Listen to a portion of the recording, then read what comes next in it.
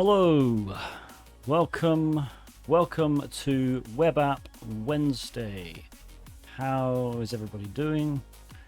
You see we have a bunch of people in chat, always good. Interpreter session, Black Ninja 2333, Makubite, first time chatter, welcome. Tapone, Barry Dweena, Helen of Talk, Hettlebear, Dark Eldar, some of the regulars. Always nice to see you guys. Okay. So today we are doing, well, we're doing possibly, well, one of two things. And that's going to be up to a vote. We can either do we can try hacking Portswigger's new test site, or we can do their JWT labs, or at least as many as we can do realistically in the time. Let me switch to my screen. So the other thing, if you're not a member of the Discord, there's the link. So one thing I guess released is probably not the right word, but announced today was the current syllabus for my upcoming web app course. So if you didn't see it, this is like version 1. Like, so stuff might change, stuff might get switched around, things will probably get added. This is like in development right now. So pretty much this is how the course currently looks, I guess, barring a few bits I haven't got around to. But yeah, here it is. So, you know, your standard stuff, introduction. There's a really deep dive into HTTP, going over as many of the web app technologies that really are useful, I guess. Going over the client side of web apps. Obviously, I wouldn't call it a deep dive in Burp Suite, but at least a good overview, I think. Because obviously, during the rest of the course, we'll obviously use these. So this is just really kind of like a introduction to Burp Suite Pro. There's a section on how you enumerate web applications, different ways of doing that. There's a section on actual web app testing, so techniques. And then finally, like obviously the bit everybody wants, the stupidly big web vulnerability section, where other than a few introductory things, it's pretty much just like all of the current kind of big exploits that you can do. And then obviously reporting at the end. But yeah, so there's probably some here I've missed, honestly, and I will get to those, but a lot of these are already done, so that's nice. I don't have an ETA, obviously. I'm really hoping end of year. I'm really hoping at least by DEF CON I'll have the slides done, and then obviously it's just pretty much just videos. All of these will obviously, well, not all of them, most of these will have like demo labs for them. This is going to be like a lot of this is going to be based off Portswigger Web Academy, because if you have really good free labs available on the internet, it's just silly just creating your own, really. So a lot of these will deal with that. This is a beginner course. I would probably say it's beginner / intermediate. Some of the stuff you go into obviously is going to be more advanced, but I wanted to give a well-rounded course. I know there's some on the market now. MT Tagup just released his, which is for beginners. I believe XSS Rat published a syllabus the other day as well for something. So yeah, I mean, go get the. You can't really, you can't really go wrong with web app courses. I think a lot of them are pretty good. So definitely go support those people. I'm sure whichever ones you buy, you'll learn something anyway. Yeah, XSS Wrap might be recon based. This is mostly pen testing. I mean, like, there's this section here where I basically go over, you know, you can use all this stuff. A lot of the stuff, obviously, in pen testing, you can use for bug bounties as well. But bug bounties and pen testing are really different. So yeah, this is definitely a pen testing course. Yeah, the DOM stuff I have, I think, I want to say like 10 slides on that. Because understanding the DOM, if you understand the DOM, you understand a heck of a lot about how web apps work. And it'll make finding DOM XSS much easier as well. But yeah, so that's a bunch of stuff. It's on the Discord server as well. I put it there this morning. Okay, so the other thing, yeah, so we have two choices. We'll do a poll in a second, but Portswigger, when was this? Last month, and I guess I just missed it. Released the Gin and Juice Shop, which is a application that is on the internet. So you don't like spawn it or anything. It's like a single instance, and it's aimed for testing web scans. So they've invited people to point their web scanners at it. So I presume. Dispensing gratitude. Gratitude dispense. 1-6. Thank you for the Prime sub. Thank you very much. So I presume if they're letting people just point scanners at it, we can probably just manually have a go at it. The other thing they released, actually quite recently, I think a few days ago, is this new lab on JWT attacks. JWT tokens are increasingly common. There are a lot of attacks in here that I know. There are some that I didn't know, and that's only because there are some they're not technically JWT tokens, but they're JWEs. And you don't see them that often. So there's a bunch of attacks on that, which is interesting. So we might get through to that. But yeah, there's... How many labs is that? 8? 8 labs. We might get through 5. Obviously, when you get to the expert labs, in terms of, Web Academy, they really mean expert. Like, this you could sink a few hours into just doing this one lab, I bet. How big should my budget be for a cybersecurity and gaming PC? I don't know. I mean, graphics card prices are coming down, right? I would probably say at least $2,000, maybe, for a decent one. Do I use encrypted shells often or ever? Encrypted shells is in like a reverse shell that can't see. I try to, especially if you get one that's over the internet, because obviously, you know, you probably shouldn't get a reverse shell to an unencrypted reverse shell to a company's, sorry, a customer's stuff. Yeah, I always try to. If not, it's not, I guess, the end of the world. As long as you're not extracting anything, you know, confidential. Honestly, with web apps as well, if you get a shell, you just basically take a screenshot.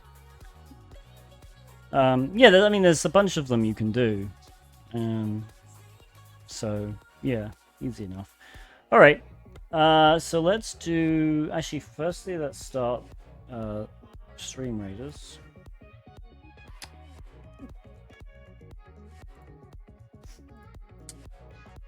And we need to do a spin as well. I need this one. Okay. I don't know why I even put the Stream Raiders thing on. We're not doing it yet right now. Okay, so did it launch? Why did it not? Hang on. There we go. So yeah, if you haven't played Stream Raiders before, it's something we do every half an hour or so, just to break the monotony of the stream. You go to that site, you sign in with Twitch, put your units down every 5 minutes, if you remember. And then, yeah, we have a little battle. Okay, so... 1-6 has a spin, so we'll do that. I also have to type with one hand for 10 minutes because of 2 spins last time. So we'll do that as well. Alright, just make sure the volume is down on this. So here we go.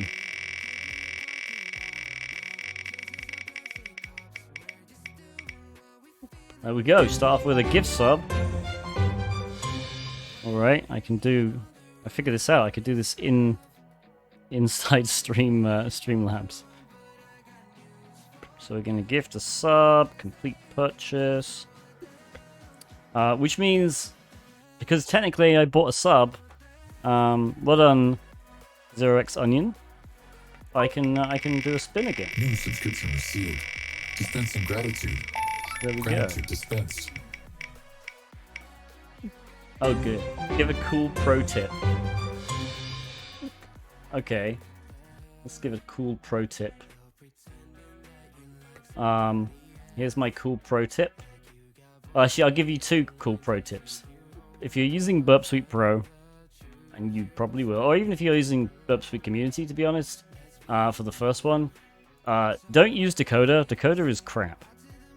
I don't know why they still have it. It's really bad. You can only decode one thing at a time. It's not even like tabbed like everything else is. Like Repeater and Intruder have tabs.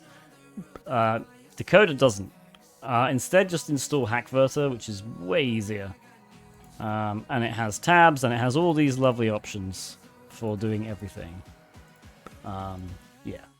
So that's my first pro tip, is ignore Decoder.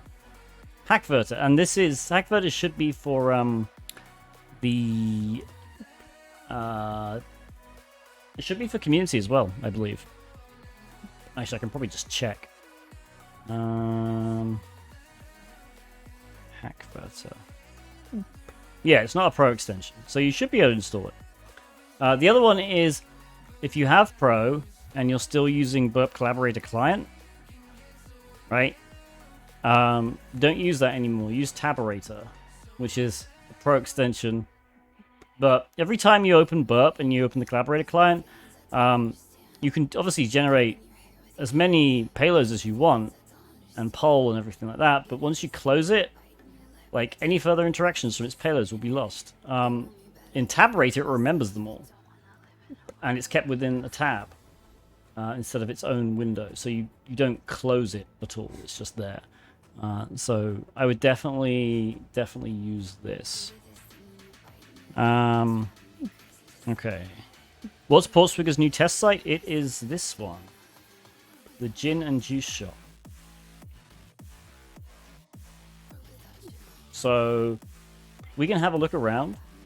I don't know how many vulnerabilities it has in it. It's like completely black box. So yeah. Interesting, right? We'll do a poll though. What should we do? And we'll do the Gin and Juice Shop or JWT Labs. Alright, 2 minutes for that.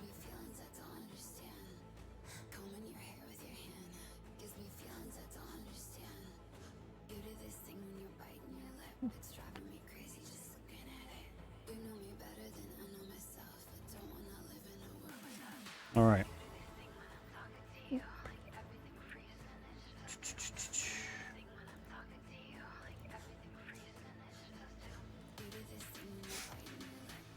Some bits of JWT is definitely easy.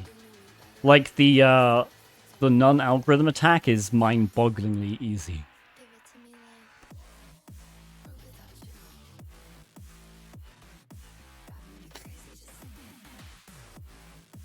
By the way, whichever one loses today, we'll just do next Wednesday.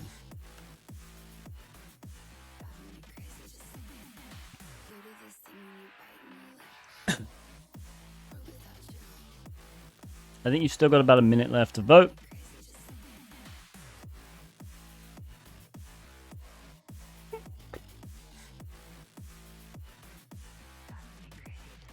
Looks like Gin and Juice Shop is currently winning, at least, though.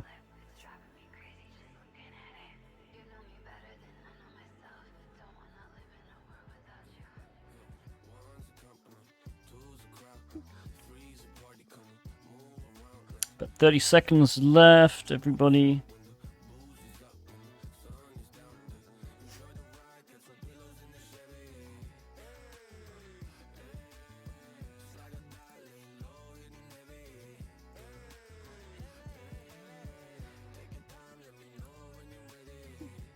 Alright. Ooh. I thought maybe Gin and Juice Shop had it, but now it's gotten a little bit closer.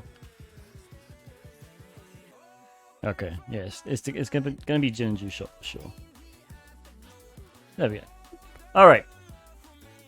So what we'll do, we will add the Gin and Juice Shop host name to our scope. We'll go to the proxy and we'll open our browser, and then we'll just go to it. Oops.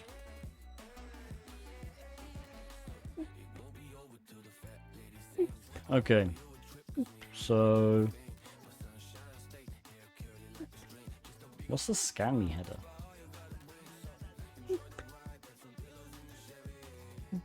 Okay, I think it's just a header, whatever. The non-algorithm attack is, not that common, but it still does happen. I have found it on real sites. Okay, so the first thing obviously we do when we're dealing with a web application is we want to explore it as much as possible. So we can start let's just start with a search. You probably always want to try searching for a term that's going to appear. So in this case, like hairy, I guess.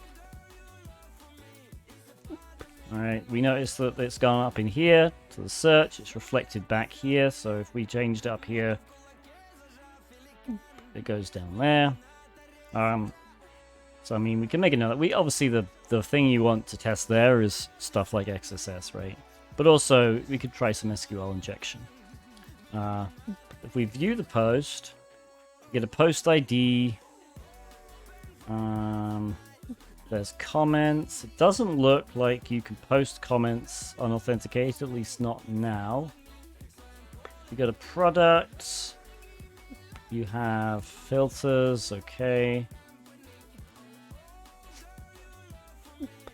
Okay.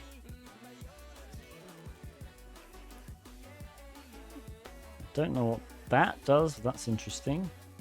I'm guessing, admin pal is access denied, and my account. Hopefully we can. Oh, we can't even register an account unless we go to register. I guess maybe. No. Okay. So I wonder if there's like a login bypass here. Like maybe. Just test. Invalid username and password. Okay. No problem. We'll start back at the blog. We can try obviously and access the admin panel another way later. So where were we at the start? Searching. So if we do something like test and search for it, go to view page source, search for the word test. We see it's returned one time. You probably can't see that. Let me...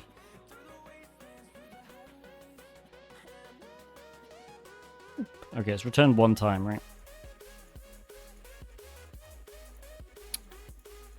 And it's returned in this value field, basically right there. So if we try and... Actually, I should probably do it here. Put the double quote in. Alright, so effectively we get encoded right here. So immediately you can pretty much tell this is not going to be exploitable, at least not with a standard attack like that. We could also, though, try SQL injection. So if we do test and then put another one to see what happens. Well, actually, probably want hairy because we know what happens when you have hairy there. Nothing coming back. So, if we do think there's something there, obviously you could do this manually, or you could literally scan it with something.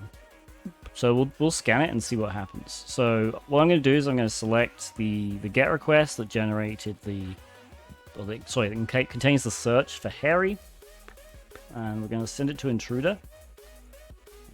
We don't care about any of these yet, these session tokens, although this does look interesting. This is like base 64 encoded, it looks like. But instead we just want to highlight the Harry bit. Scan define insertion points. Scan configuration. So we actually probably want to set up. I don't think I have a scan configured here. Okay, so we're going to create a new scan. Auditing. I'm going to call it full scan. So this is a general one that I try to use. I don't obviously point it at everything because it's quite long. But I select thorough as the audit speed. Keep that as normal. Issues reported doesn't need to change. It reports everything by default. Errors during audit, you can crank these up. It really depends. So we'll leave them like that for now. Insertion point times is fine. In fact, I'm pretty sure all of these are fine. The only thing I really change is thorough. But we could also, like, for instance, create a new one, which is just SQLI.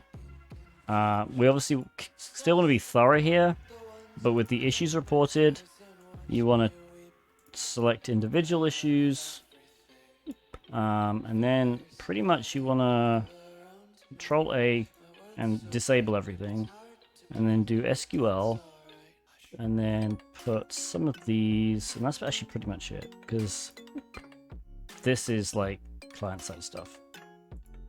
Okay. So like we could start by just scanning for SQLI. When you do that, it appears on the dashboard right here. You can see it sends quite a lot of requests. You can monitor those requests in the logger. Oops. But I mean, you can see what it's doing, right? So it's basically just sending different fuzzing payloads for SQL injection and evaluating the response and seeing what happens. So in this case, if we go to sitemap and do this one, anything that it found would come up here in the issues list. You could also go here and go to issue activity and it would appear here. So it doesn't look like anything was found there. So what we can do, we'll just do a full scan instead. Select from library, full scan. And again, you want to limit your full scans. But this will scan for practically everything. So you're going to see a massive amount of requests. You can see some stuff like it populates input returned in response, which is informational, right? It doesn't necessarily mean anything. It just means, oh, whatever you put here gets returned here. So that's something that you could obviously try and enumerate manually as well. A real one would have true hex speak such as mine. Please change yours. What do you mean hex speak?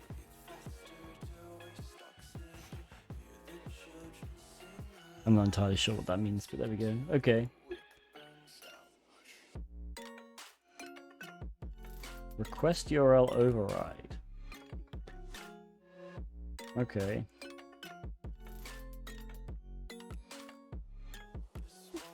Oh, that's interesting. All right.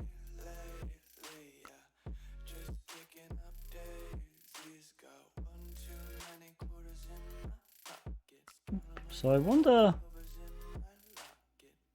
I've actually never seen this issue type before.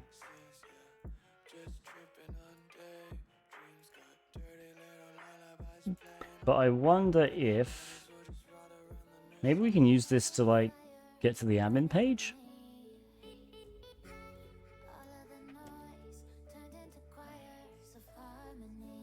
Oops.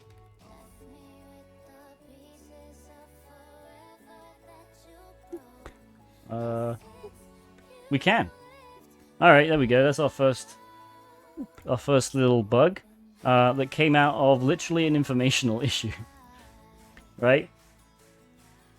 So this is why Burp Scanner is so effective, right? So what it did, as part of its general scanning, it obviously knows what this is supposed to look like, this URL. Because the first thing the scanner does, it just sends it sends whatever request you send to it, just as is. But then it appends these two headers, X original URL and X rewrite URL, with just nonsense, and it got a 404, which it knows, it shouldn't get a 404, right? With stuff like this. Then it sends basically the same thing with just a cache buster here. This is just for busting the cache. And it sends it with the correct URL. And it gets the correct URL back. Right? That makes sense. And what we've shown there is that if we go back to our request in repeater and add these two. I'm not sure which one it is. We can obviously figure that out. If we click on render, we're now in the admin panel. Right? So actually, let's delete this one and see if we still get that. We do. Okay. So presumably, if we delete this one,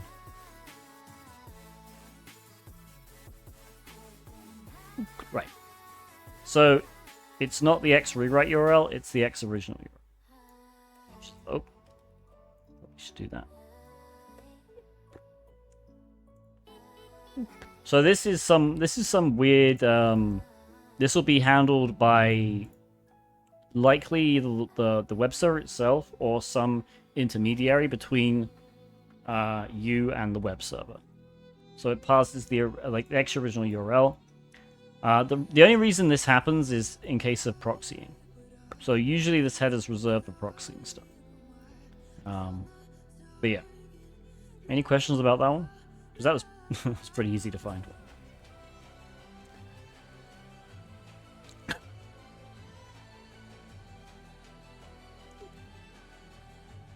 But it doesn't look like anything else was found there, which is interesting. Actually wonder if these images... Alright. Those images are nothing.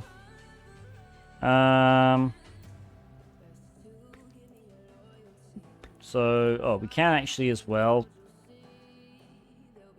Invalid blog post ID. Can we do something like... No, alright. So we can obviously scan this as well. This parameter is it might be vulnerable to SQL injection. We'll have to see.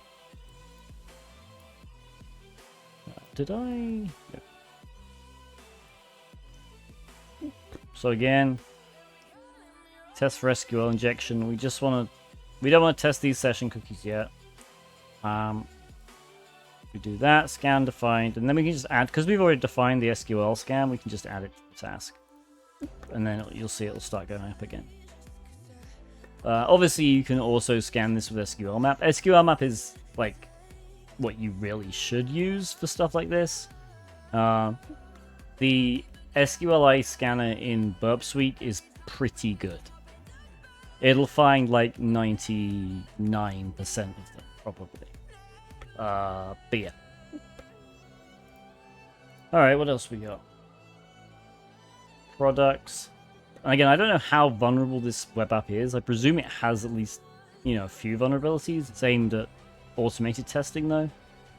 So, who knows? Obviously, this stuff might be vulnerable as well to SQLi. Also, could be vulnerable to XSS, actually. So I wonder if we can just do...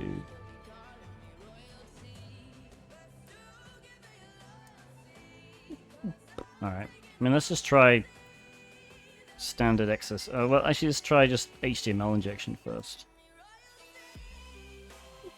Alright. That did nothing. Oh, hang on. Where is it? Okay. Other things we could obviously try here as well if you got reflection. Server-side template injection. Can shove a few payloads in there. Obviously that didn't work. This is a pretty good one. This will catch quite a few things. Some of them can be finicky, like you sometimes may want to like put spaces and everything between them. But a lot of the time that'll work. We can probably full scan this category again, to be honest.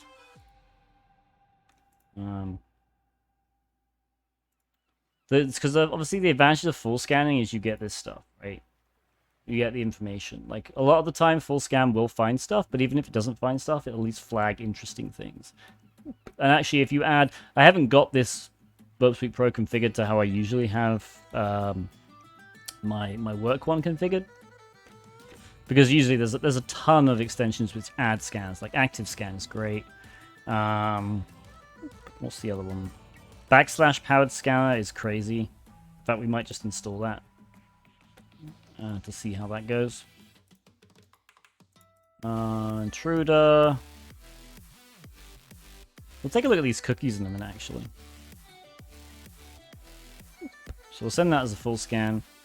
Yeah, so let's have a look at these cookies. So another cool thing you can do, if you double click on or select one of these cookies, over here in the inspector, it can try and work out exactly what that might be, like encoded. So if we were to select this one, it looks URL encoded, but it doesn't look like it's...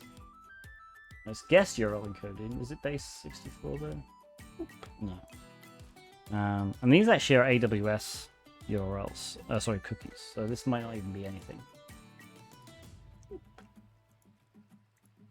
Yeah. Okay. So yeah, these are, I think, standard AWS cookies. These might be interesting, though.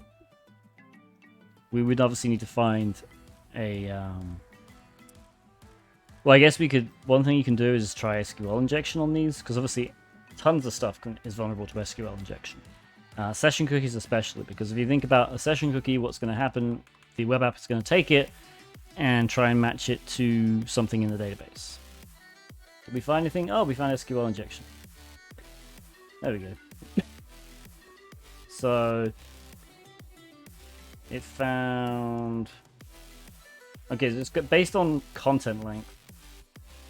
Yeah. So what it's done, if I hover over this, it's injected basically the same thing as an OR 1 equals 1. It just obviously... It doesn't use OR 1 equals 1 because that's a pretty commonly... flagged payload, I guess, by IPS stuff. So it's instead done 1580, and then this one it did 8924 versus 8933. So actually, let's see if we can do this. So we can try the OR 1 equals 1. Yeah, and that definitely worked because we got absolutely everything back, I believe. Yeah. Okay. So the other question is, can we do OR 1 equals 1 with stuff like that? We can. Okay. So I don't know how far we can go with this. Like whether we should even try exploiting it. By the way, does anyone know which type of SQL injection this is?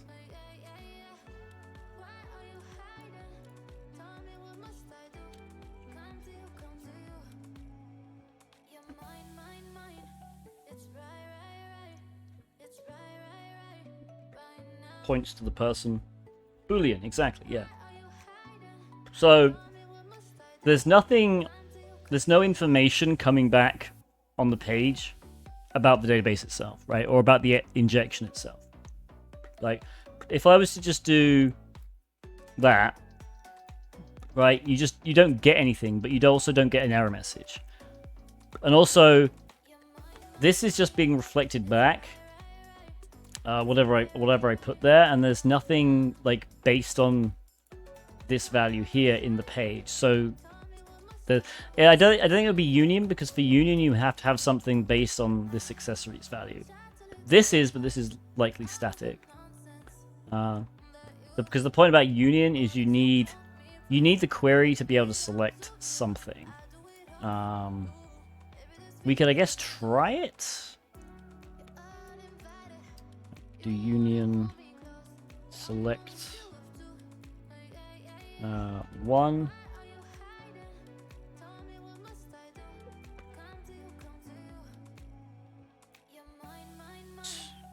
One, 2, 3, 4.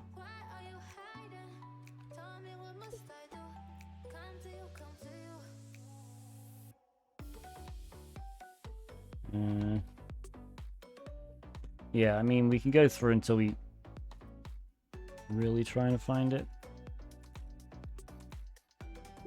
But I doubt this works.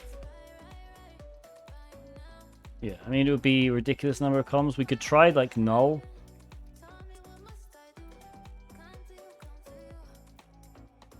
I mean, what we could really do is just send this through SQL map.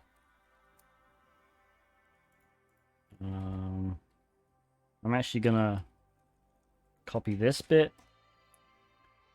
So effectively, if we don't see anything return to the page, this is probably not union SQL injectable. Yeah, I mean... Oh, okay. No, I'm wrong. It is, but the question is, can we do anything with it?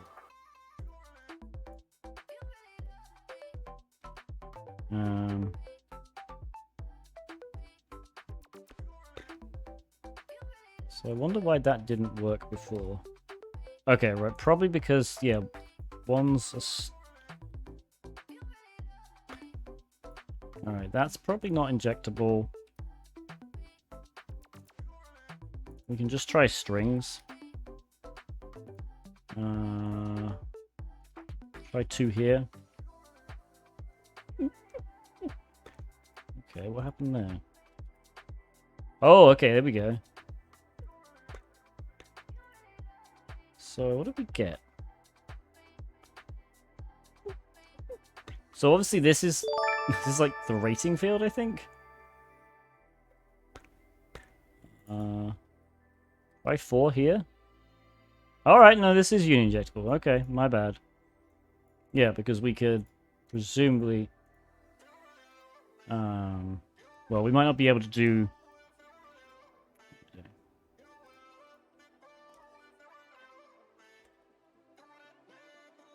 Yeah, ideally we want to find a field that allows us to extract words.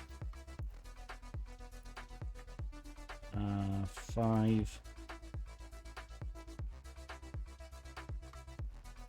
Where did that do? It doesn't seem to do anything. We can just try.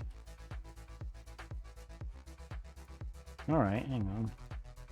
Can I at least do something that's... No. You know what, let's just send this through SQL map, because honestly, doing union injection manually is really annoying. So, what we can do... Obviously, since this is unauthenticated, we can just copy the URL. SQL map... -u, and then we want the category as the parameter we want to test. We want to do techniques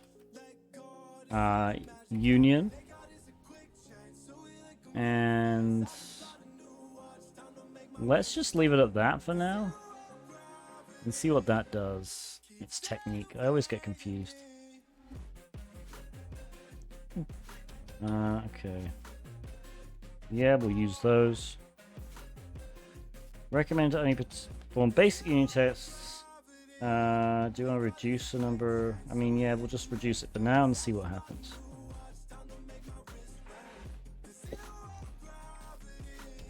Alright, so it found it. So which was the 1, 2, 3, 4, 5? It was the 6th one that we could inject into apparently. So 1, 2, 3, 4, 5, 6. So could we just do this? Ah, I see. It's there. Alright, there's where we can get our information out.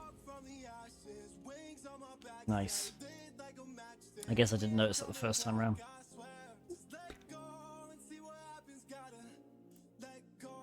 Alright. Weirdly, it hasn't been able to fingerprint the backend database. Okay. So we might not be able to do much with it. So we can, I guess we can try do the banner.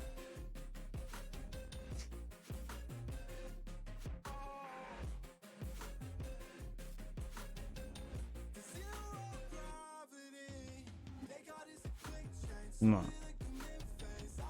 So obviously this is going to be tricky if we can't if we can't figure out what kind of database it is.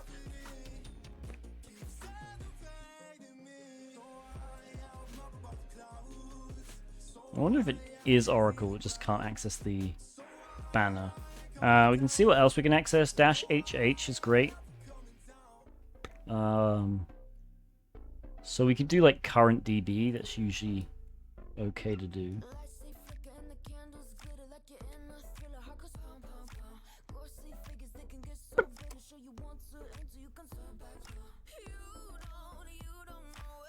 I know that a lot of the Portswigger labs use Oracle. Well, it's not Oracle because it thought it was Oracle, but then it said confirming Oracle, and then it says the backend DBS is not Oracle. I agree it's likely Oracle, but if we can't figure out, this might be limiting. We could also try just doing a Boolean blind and seeing if we do anything that way. There might be limitations with the... there we go. Sorry, there might be limitations with the union injection. Oh, here we go. See... backend database is H2. There we go. So yeah, we'll skip those. We don't want to increase the risk. Do I bug count? Sometimes. Not anywhere close to commonly. Okay, we don't want to test anymore. Oh. Okay, it's MySQL. That was kind of funny. So, presumably now we can do current DB.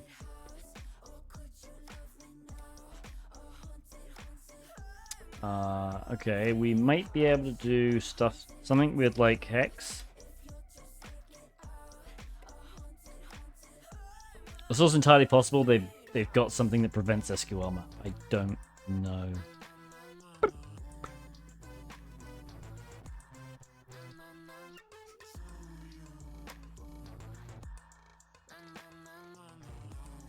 Already got some CVEs made by Tiberius. What do you mean? Yeah, so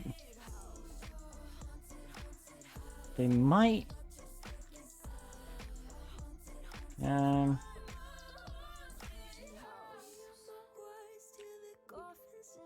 another thing you can do honestly with databases is just limit the user to what they can access.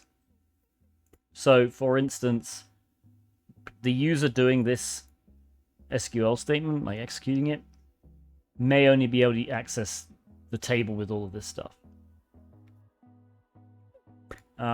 So that's another thing. They may not be able to access anything else.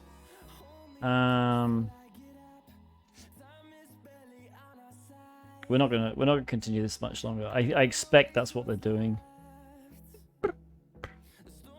Maybe we can just do. We can try to do columns though, right? So I think if you give columns without a table value, we'll just try the ones. Yeah. Missing database parameter. Yeah. SQL is going to use the current database to enumerate table columns. Fetching current database. Something went wrong. Oh, with a full union? Ah, hang on. Blind. There we go.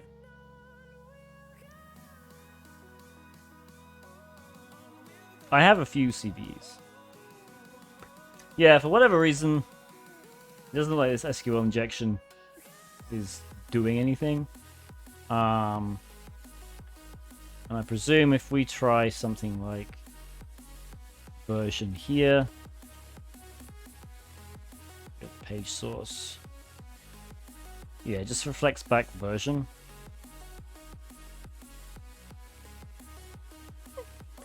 So that's not, like I said, it's entirely possible the user hasn't got access to the version function. Tried like version. Yeah, same thing.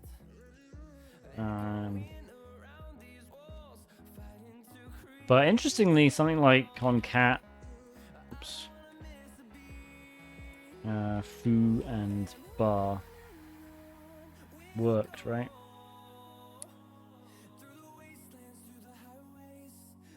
Oh no, wait a minute, did it?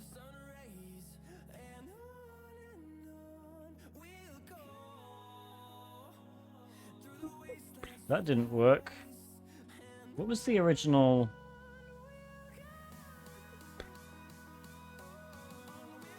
It didn't like the concat. Oh, 0x prod admin. At the beginning of the stream. Hang on, let me open it again.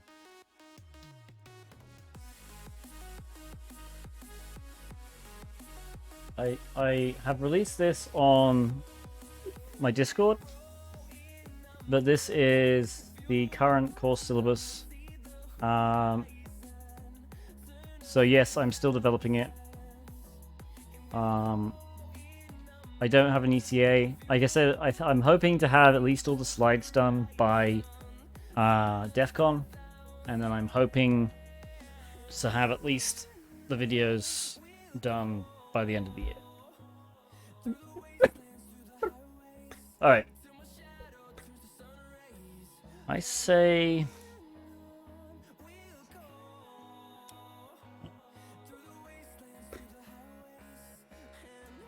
What are the odds of the passwords being in the same database? I mean, likely, but it's whether we can access other tables. So the thing about database users is you can define a user that can only you could define a user that can only select one column of one table if you wanted to, and it can only do selects. If you ever use phpMyAdmin, you can see how deep down you can go with user permissions, and most databases are like that. But yeah, so we do know that we've got at least 2 users. So we knew this via this exploit here. So I guess what we can try is just a password guessing attack.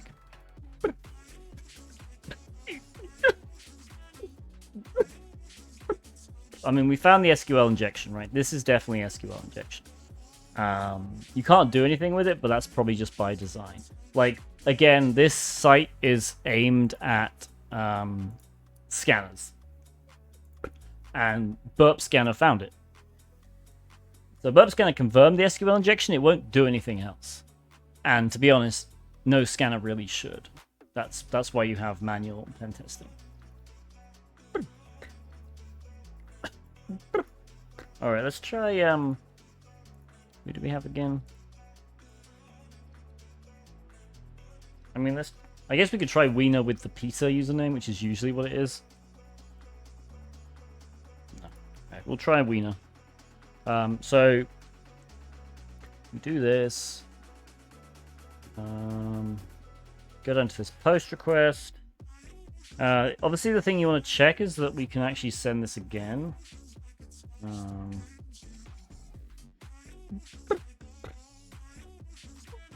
And we cannot. So we are going to have to keep track of this cross-site request forgery token, which we can do. So let's actually do it. Where are we? Okay, so we want a macro. The macro is going to get the login. I'm going to call it get login. Figure item. We're going to do add define custom parameter CSRF.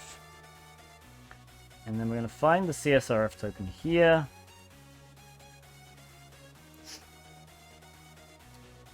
Should be fine. And if we refetch the response, it gets it. Yeah, okay, good. Alright.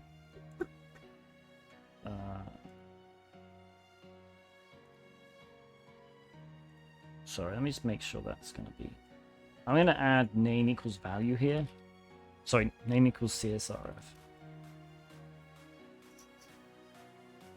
Okay, good. Alright, so now I've got that macro configured. We need to copy the URL for the post request. Go up here, do a session handling rule for login. The scope is going to be... We'll just do intruder and repeater. Custom scope. We're going to add this URL. Should be okay.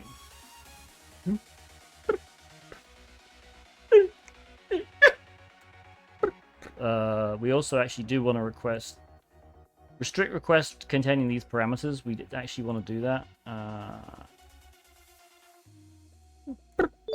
because we want to contain the username parameter at least.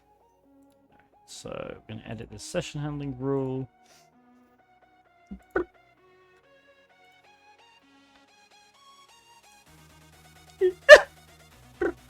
Okay, we're going to add a rule action. We're going to run a macro, get login, update current request with parameters matched from final macro response. Update only the following parameters, CSRF.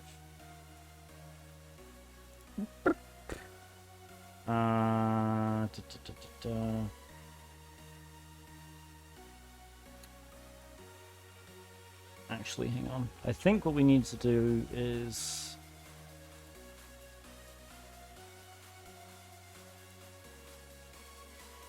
Right, I need to name it that. So we're going to go back to this one, configure it again, and then we're going to rename this to just CSRF lowercase. I believe this should work. Macros are kind of a pain in the ass. I won't lie. Alright, edit this one, remove that one. Add that. It should be okay. So now if I do this...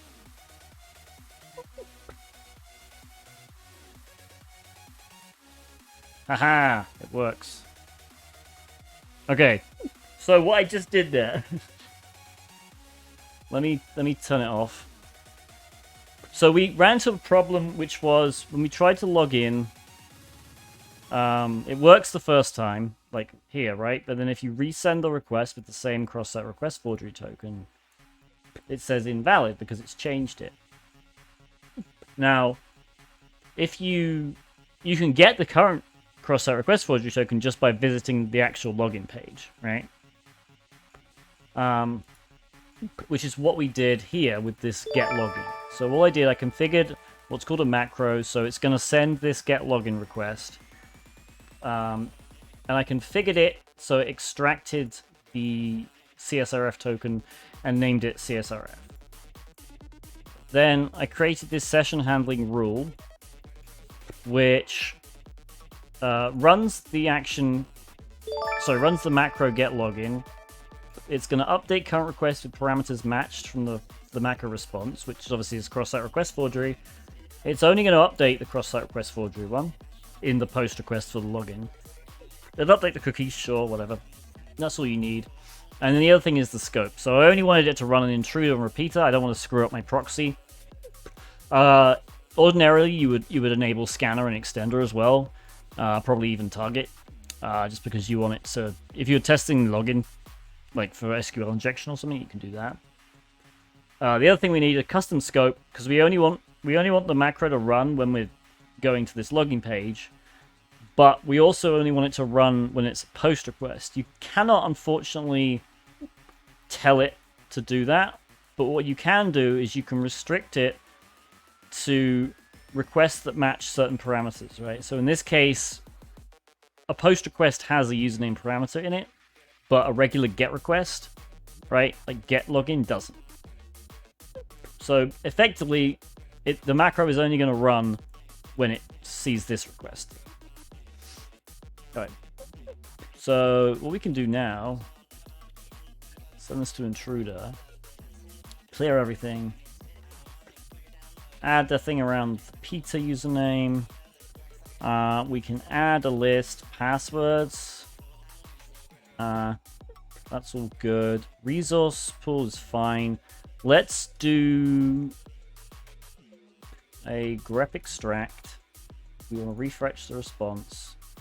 And we only care about this thing. Alright. So we're basically extracting the string invalid username or password.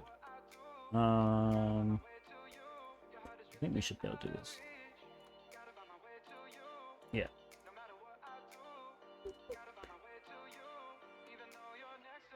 And then maybe it'll actually find something. I have no idea.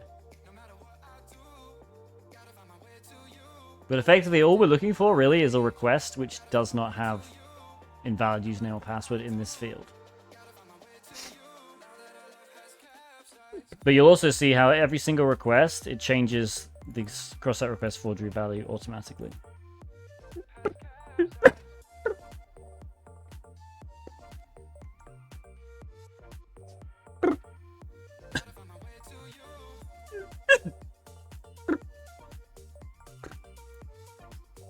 We'll try this for Carlos as well.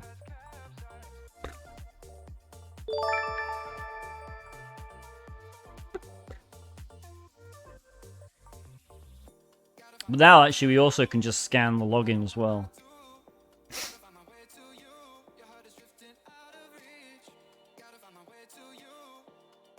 Okay, so it's done. Basically, you really just want to take this column and sort in both directions.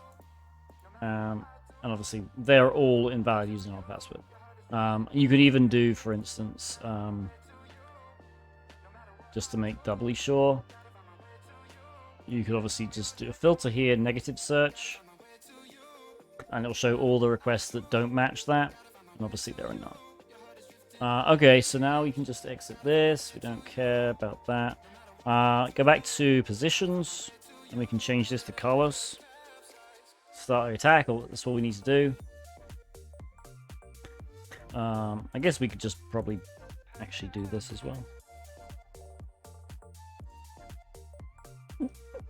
Now these will show up just because they haven't got a response yet, that's all.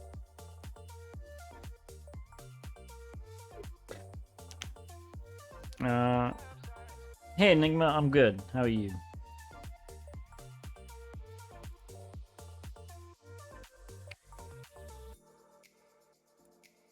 Anyone not understanding any of this, by the way?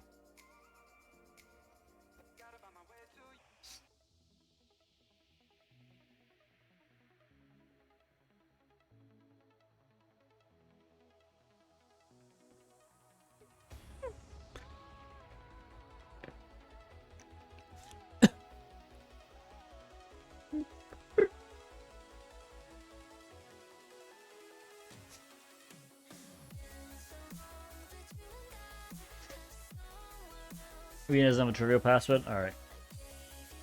Yeah, neither does Carlos. Just checking. We couldn't edit users, right? No, we could just delete them. That's annoying. Okay, well the other thing we can do, if we add a parameter here, we can now just scan both of these insertion points. Let's scan them for SQLI. Let's see what happens. So obviously if we go down in the logger again. Oh, hang on. My bad. Did that finish? Yeah. So the one thing I forgot to do, obviously, was alter my session handling rule to use the scanner and the extender, which is why we just got a bunch of errors. So I think if we send this again, we should be fine. Yeah, there we go. Okay, so now it's sending, random stuff, but it's getting 200s back, because every time it sends a request, it first tries to find the current cross-site request forgery token. This is mostly Burp Pro stuff, yeah.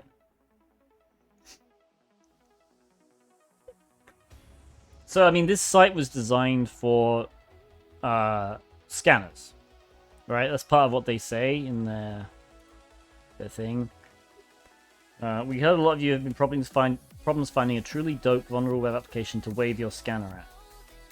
As makers of the web's OG vulnerability scanner, I mean, it's not. Let's be clear, it's not the OG. It's very good, but it's not the OG. We couldn't be letting that sort of situation stand. So basically, they released this ginandjuice.shop site, and we want you to knock it over. So they basically have an open challenge, and even they say actually, his site is filled with the sort of features expect nowadays, like single-use cross-site request forgery, plenty of JavaScript and the like. Okay, so we'll look for some JavaScript later. Yeah.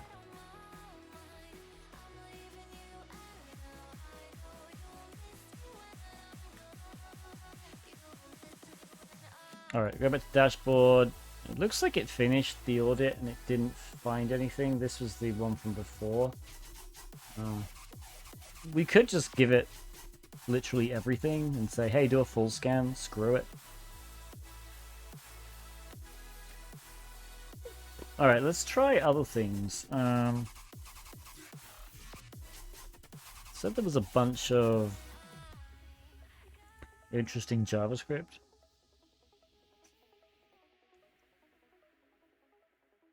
Oh, actually, to be honest, I guess the one thing we could do is do a crawl.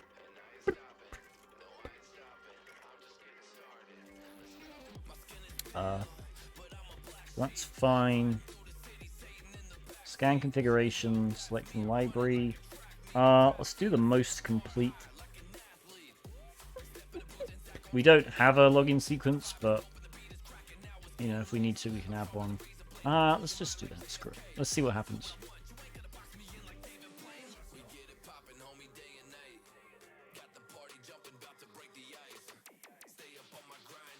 We have a response for this? No.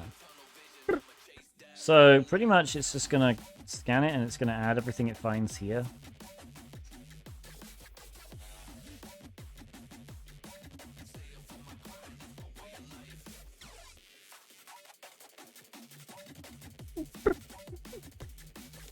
Yeah, JDN, it would be. But the thing is, with web app pen testing and especially with security scanning, usually the customer should know. But that's the difference between red teaming and pen testing, right? With a red team, generally you're trying to be undetectable. With a pen test, you're just trying to get in.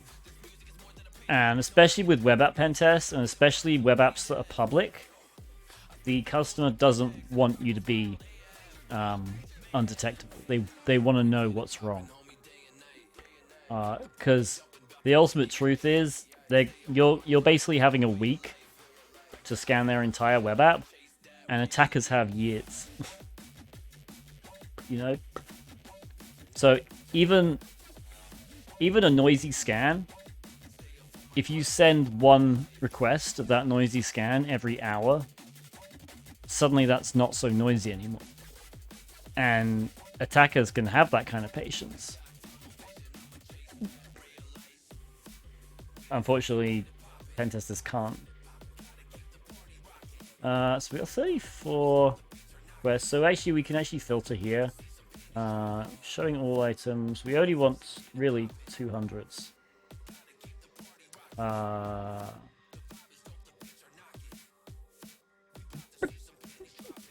So yeah, we can do this path thing.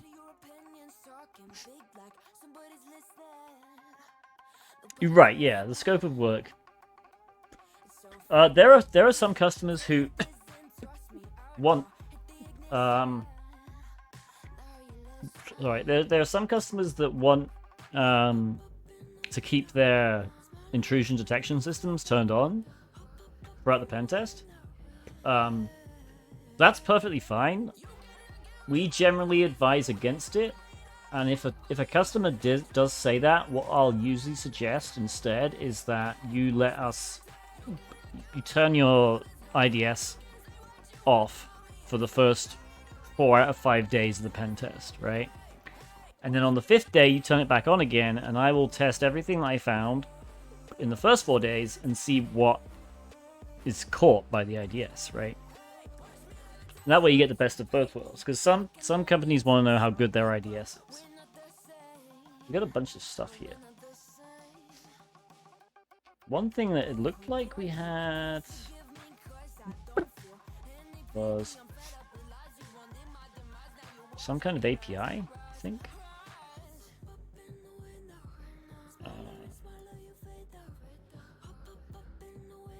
Oops.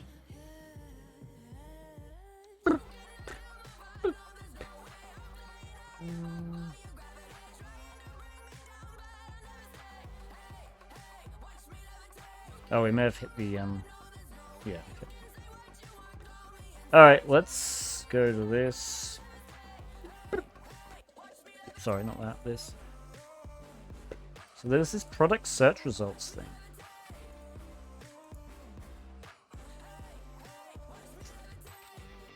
Which I didn't see the first time around.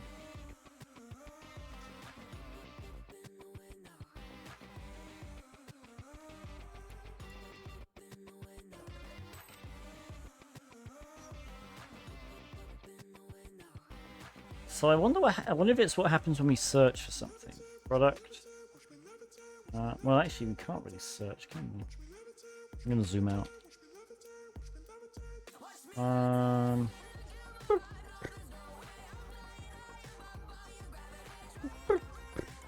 Interesting. There's got to be something on this page that triggers it.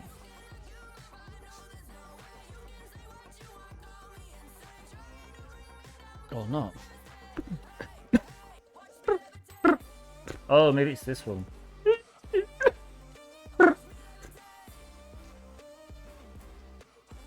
There we go. Oh no. We do have some JavaScript here.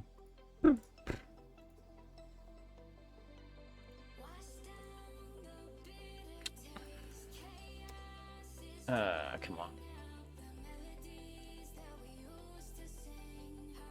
Return to product. New page source. There we go. There's some JavaScript. Best bug bounty platforms. I wouldn't even say HackerOne is the best. HackerOne don't give points for duplicates. Bugcrowd will. And honestly, I think it's like, if you find a bug that's a duplicate that, you know, you were just late on, but they still haven't fixed, that still means you've done some good work. So I think, yeah, I like Bugcrowd because they give you points for duplicates. I think your duplicate has to be a level 3, so like a P3 or above. But either way, okay, this is interesting JavaScript.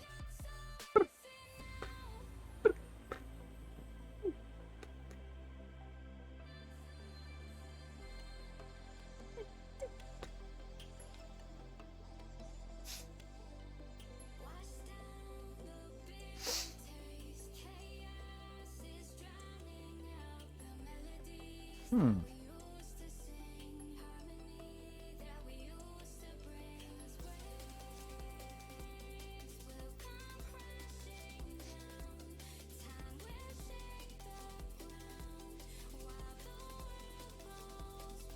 Yeah, I mean, I've got nothing against Hacker One. It's kind of just annoying to have pretty much all your time wasted if you find a duplicate.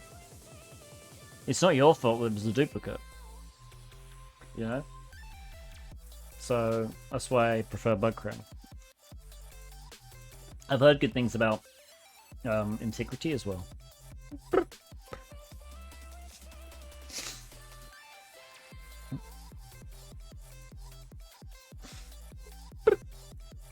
Okay. What have we got here?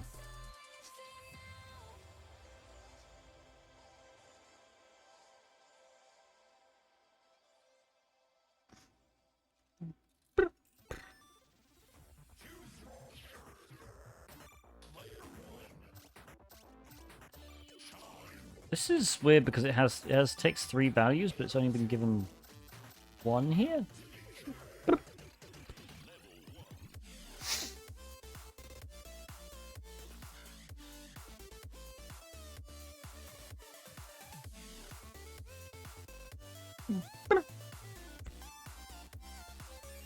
Product search path.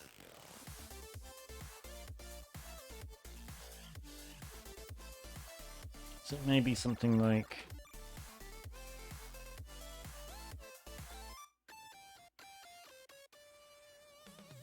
No.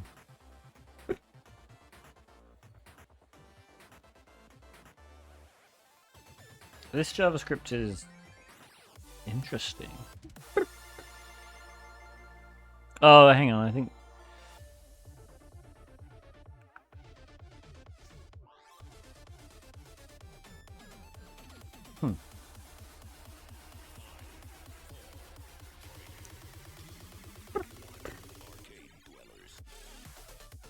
Product ID... Okay.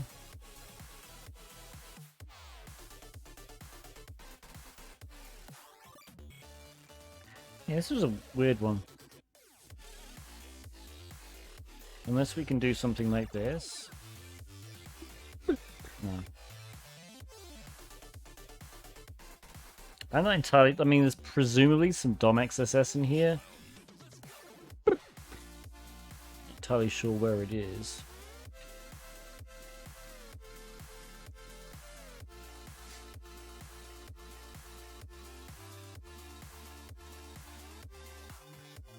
Oh, yeah, we haven't even done the battle yet. It's been like an hour. Alright, thank you for reminding me.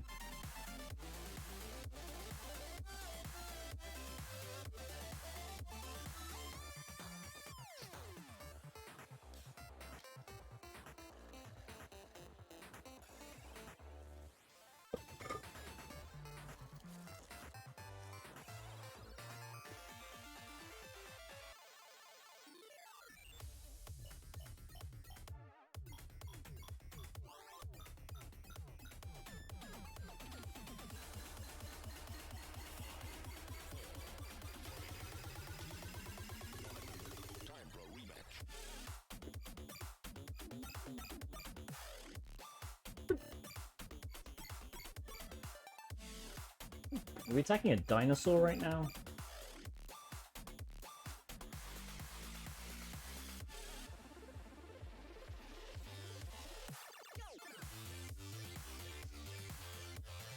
Alright.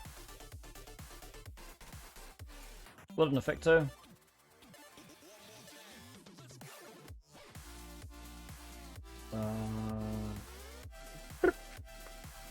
Yep.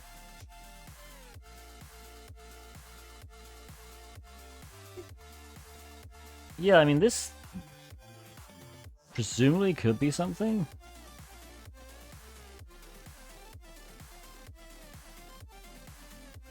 Have you any video about your history and security? No, I've talked about it before in interviews, and some of my streams. I had a very, I guess, unusual journey into security.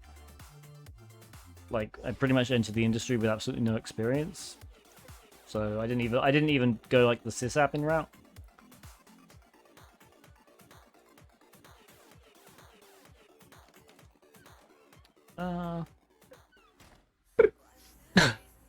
Let's have a look at some of the other.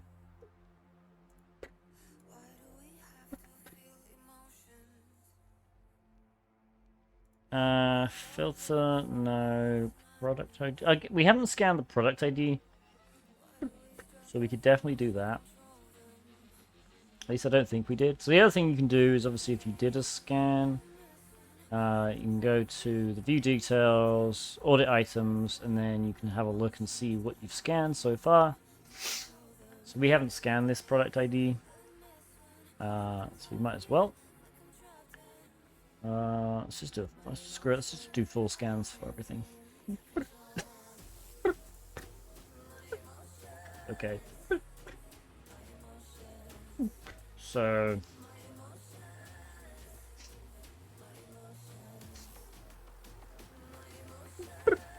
there's the DOM redirection, I guess.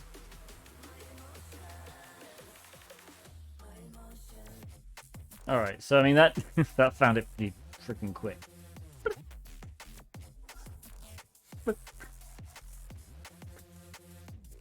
So let's try this, I guess.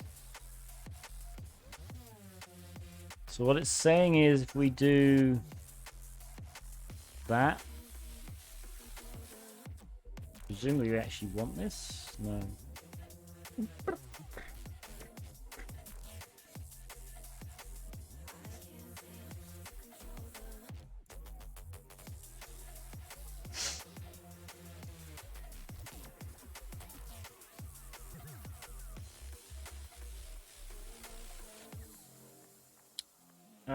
What's it doing?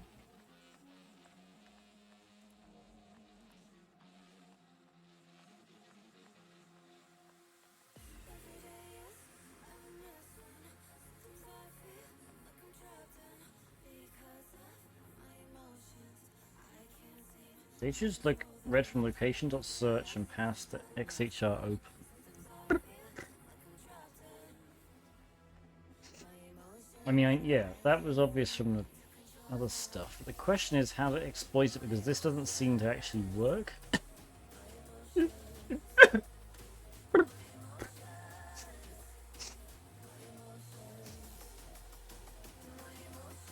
Unless what we're talking about is, can we do something like this? Cool.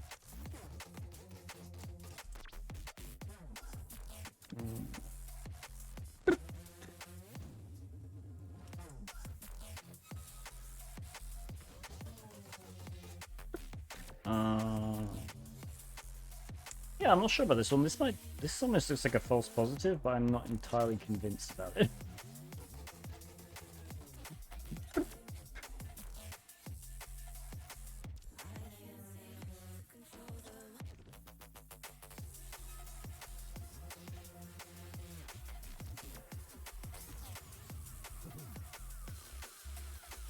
Really want to see what this does.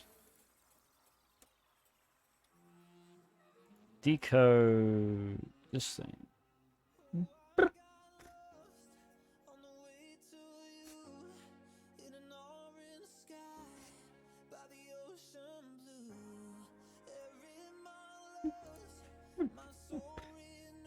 Okay, these two are very weird, I guess. Like, I mean, this clearly can't work. So I don't know exactly how it even tried it. Maybe I should look in the logger as well to see what it actually tried.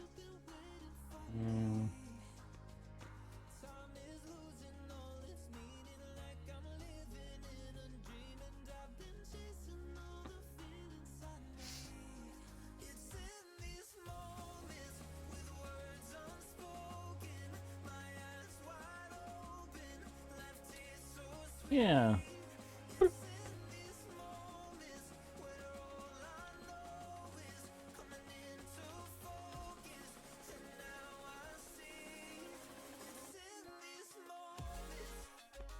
There presumably is a...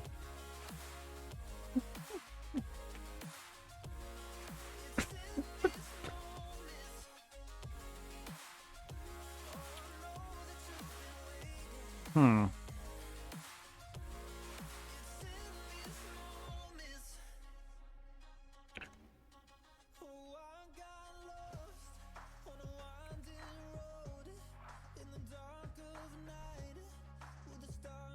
Yeah.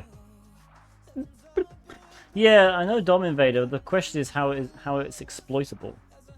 You know? So yeah, Dom Invader is a cool extension. Here. So if we do this, reload.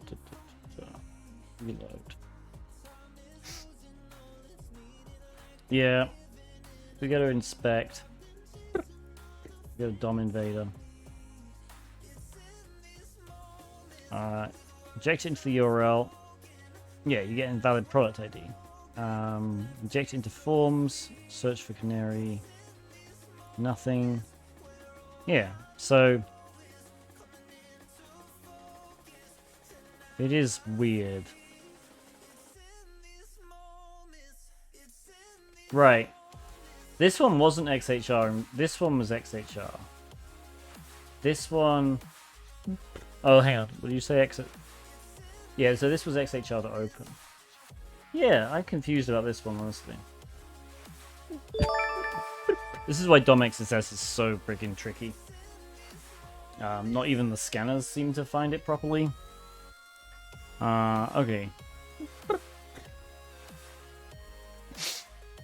Oh, we didn't actually find the, we didn't find anything to do with authentication, did we? Which is kind of odd. I'm going to try and look for stuff it found, maybe... Oh, hang on, Angular's being used. Try the string you have in burp as a canary. I could...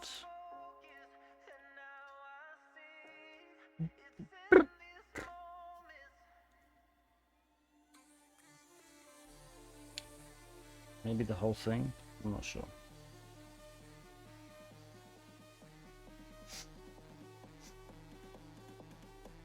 Although actually maybe, I don't know.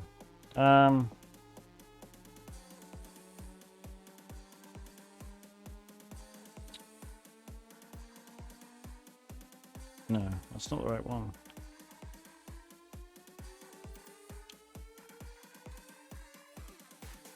Where is it? Come on. There we go. I don't think that should be it, but...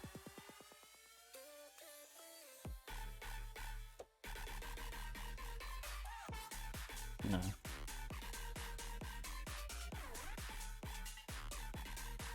I'm really not entirely sure what it's trying to show there.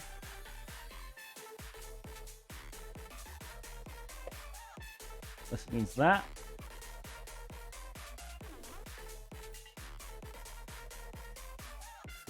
Again, we get invalid product ID, and even if we do this,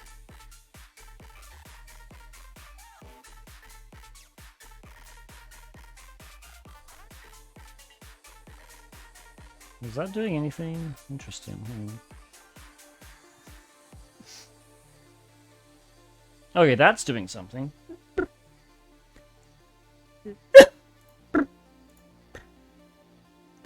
What's it doing? Okay.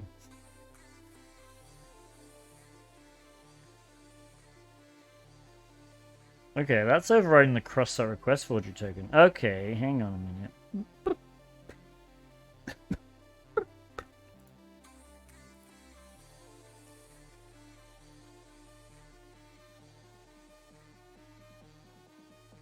I mean, I don't know about this, but no, that didn't work. Yeah, I really don't understand what's going on there.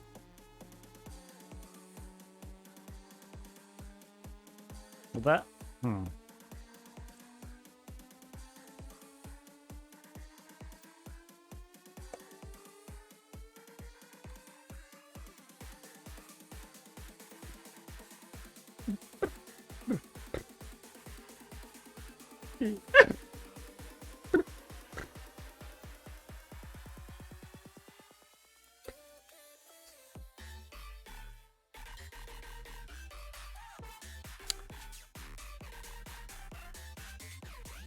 Yeah, it's got me there. I don't really understand what's going on. This is one I think you just have to spend a few hours trying stuff.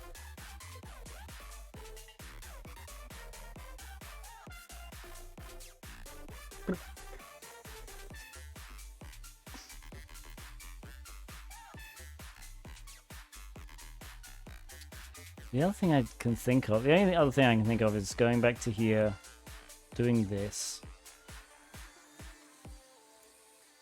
And the DOM XSS being something...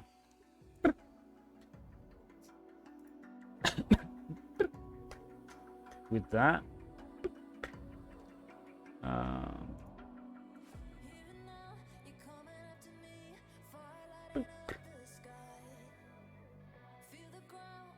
Because clearly something is definitely going wrong at this stage.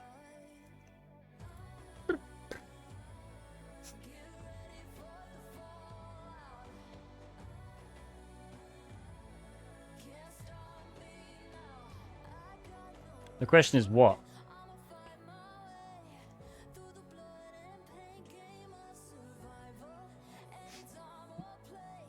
Yeah, I don't really know.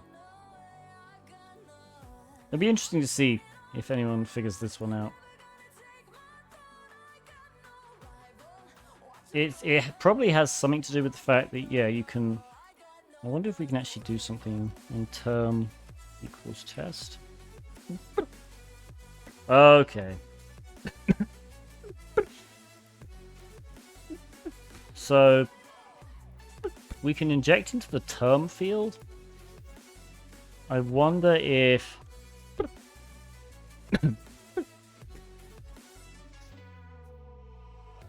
that might be something that we can inject into the term field, which is then used as part of this.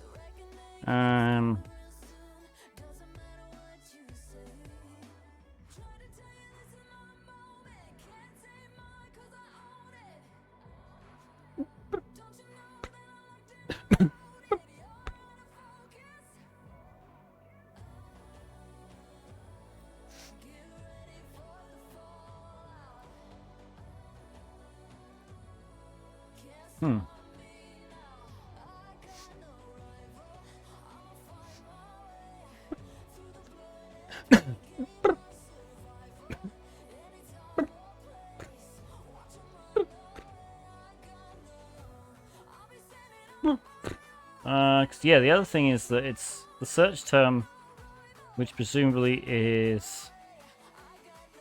yeah, search term input value is being passed to a send here.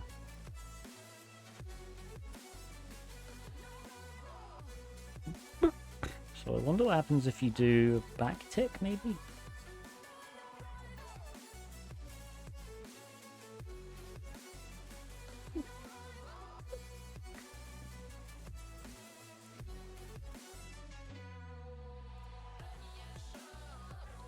That seems to kill it.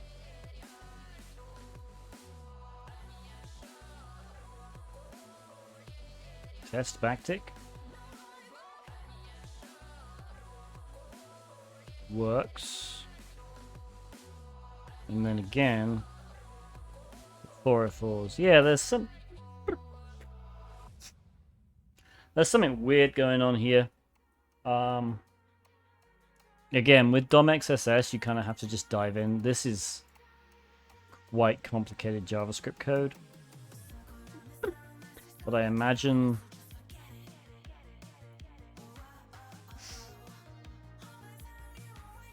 search term being there. If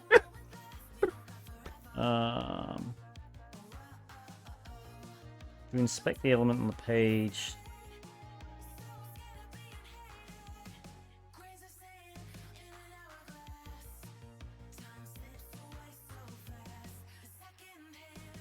yeah. A breakpoint Yeah, I mean that's the thing. You could do that, but again, we'll be debugging JavaScript for a few hours. I'm sure there's plenty of other stuff to find. Angular's being used somewhere, so there's likely client-side template injection. So what we can try and do is search for wherever this is. So we go to burp search.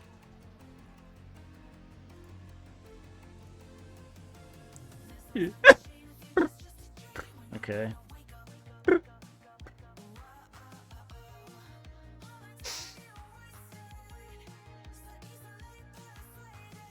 So if I go here.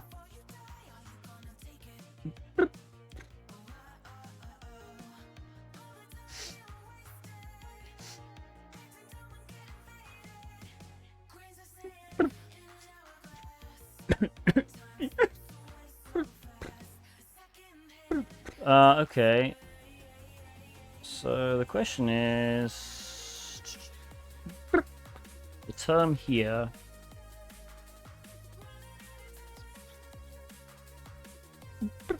So can we do something like... There we go. All right. This is the presumably, yeah, this is client-side template injection.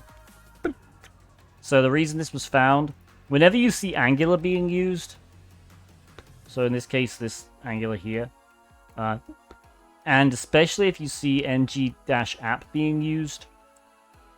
So ng-app is a special attribute that basically tells Angular, hey, everything in here can be treated like a template. And we can do template injection, client side. So if you look at this, so here's the request with the 7x7. If I scroll down, you'll see it's still 7x7, right? It's not 49 anywhere else. In fact, it's not 49 here either.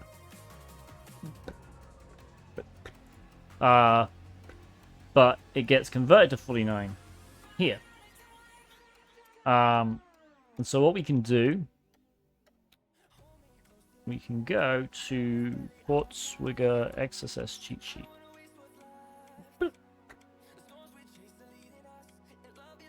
I'm kind of glad we found that one. Okay,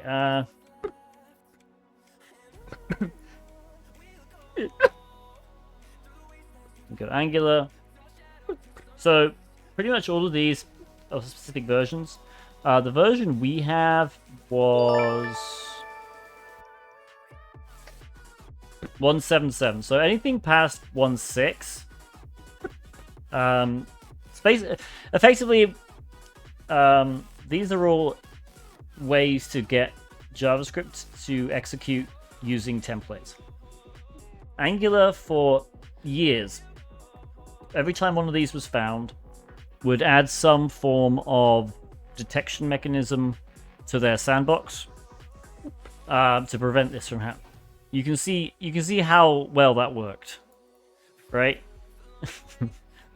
We got all the way up to 1.5.11, and you know we're getting this now. So at this stage, the sandbox was getting so complex, trying to handle all of these cases, that it was actually slowing down Angular. And so Angular made the debatable decision, you know, in some ways it's good, in some ways it's bad, to completely disregard the sandbox. Like the sandbox in version 1.6 and above is not there. So we went back to this working, right? This is like a basic one.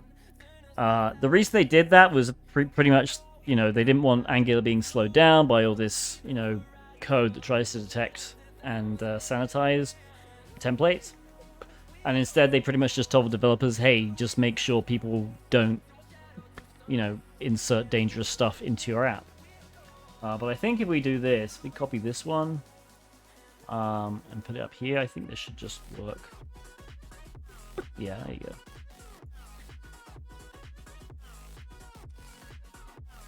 So again, that's the payload. This is the type of XSS that still, for some reason, doesn't seem to come up in web courses. Even though if you have an Angular template being used, it's probably vulnerable. So yeah. Any questions about that one?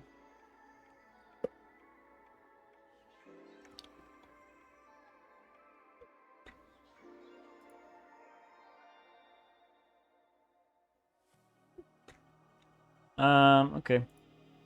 What else? What else did we find?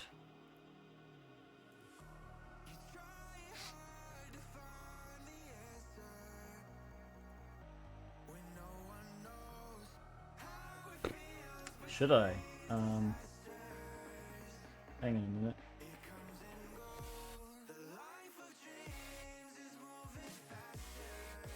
Where's cross-out? Where is it? There we go.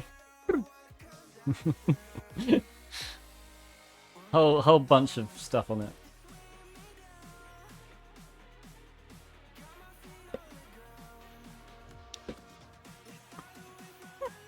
So already in the course, totally covered. Yeah. That was actually one of the first bits I wrote. What else have we found? Then there presumably must be some kind of authentication by this here. I don't know particularly what it is, but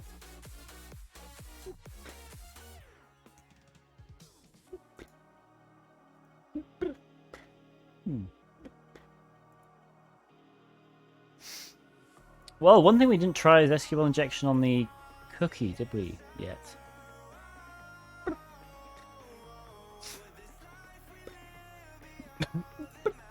Let's try that. So we'll do this. Just do SQL injection on the cookie.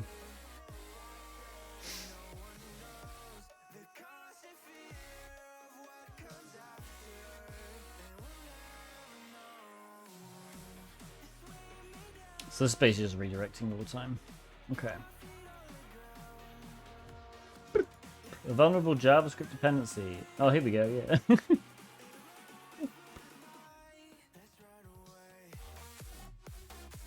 Yeah, so I mean, this is... I knew this from experience, but yeah, in Burp Suite Pro, if it detects a vulnerable Angular JS version, it will at least tell you about it. Angular JS prior to 1.8.0 allows cross-site scripting. Yep.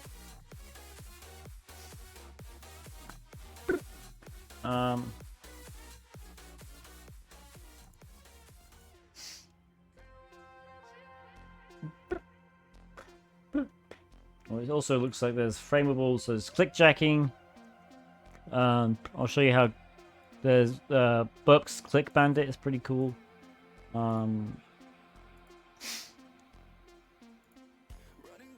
So if we go here, console. So what I did was I loaded Click Bandit, I copied it to clipboard, and I'm just going to paste it in the console. Right, click start, and then we can pretty much click anything we want. We could even type in stuff, so we could like type the word test and then click finish, and this is generating an HTML page which will effectively allow us to click. It's basically perform a clickjacking attack. So this isn't a button, this is just, you can craft this to look like a button. But it's on top, it will be technically on top of here. And then you can save it. So basically, if you get someone to open this page and they're logged in, they will. You can basically try and trick them to clicking certain things on the page. Now, clickjacking is not very common these days, mostly because a lot of people have actually discovered, you know, there's There's two major headers that can prevent it.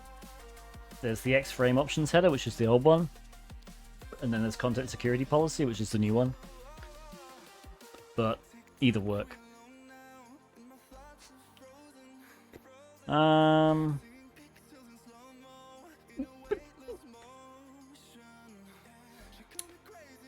wonder if we should just try SQL map against the login.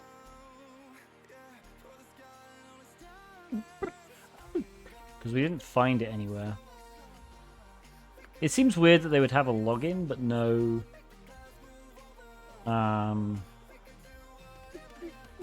no way of actually getting the users, I guess.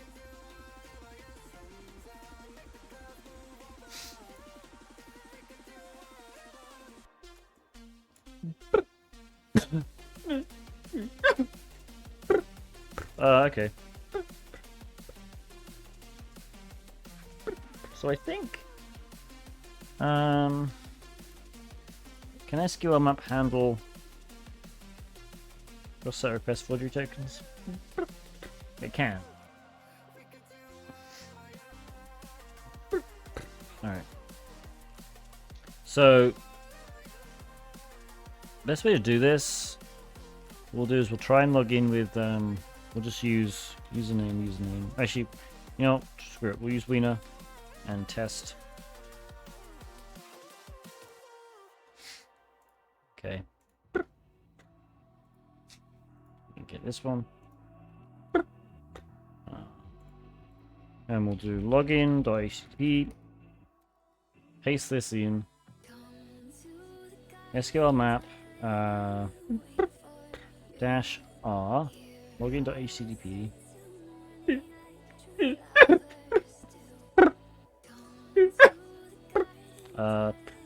Username, password, cross-site request forgery -url equals, and then we want, this is the URL they want to visit.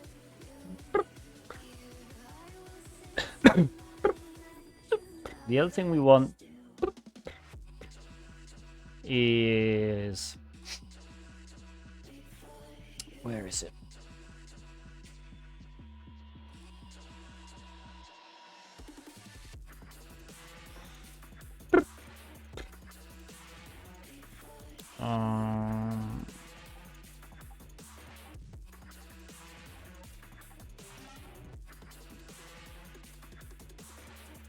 There is a way to ignore the drop set cookie. That's what we want.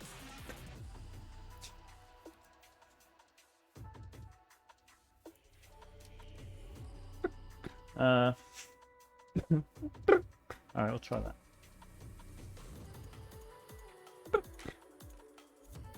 Oh, the token is the URL. Not. Hang on. Parameter. So it's just cross-site request forgery token. Okay. CSRF token equals CSRF.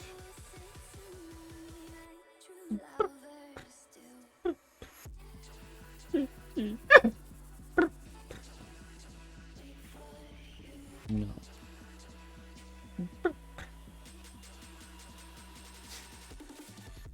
To be honest, the price tag for Burp is pretty damn cheap.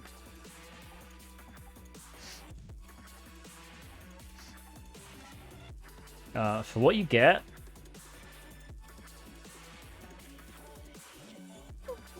and if you think about it in terms of bug bounties, you know, you only need to really find one good XSS, and it's paid for.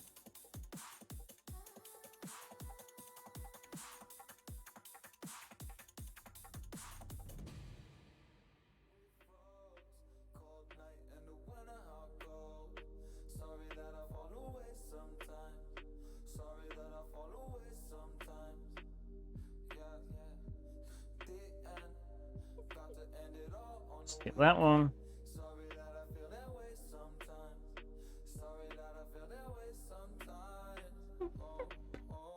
Yeah. I don't quite know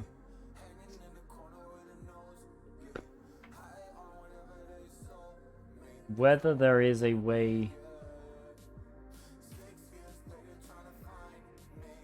to do this.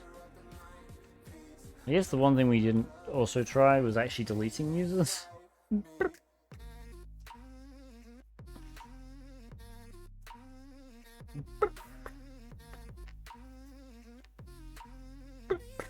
We could actually just try, instead of deleting, we could try doing something like delete username equals 0 or something. This functionality has been disabled, yeah. Reflected XSS and term param on the search page. Do you mean this?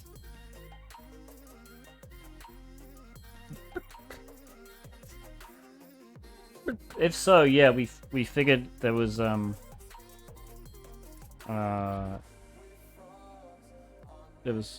client side. No, hang on, that's not right.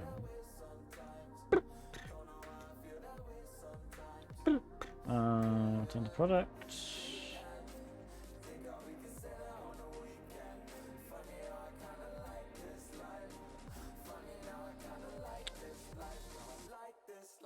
Hang on. It was this page, I think, right? It was... No. Where did we find it? We we had it a minute ago. It's... Yeah, it's this one.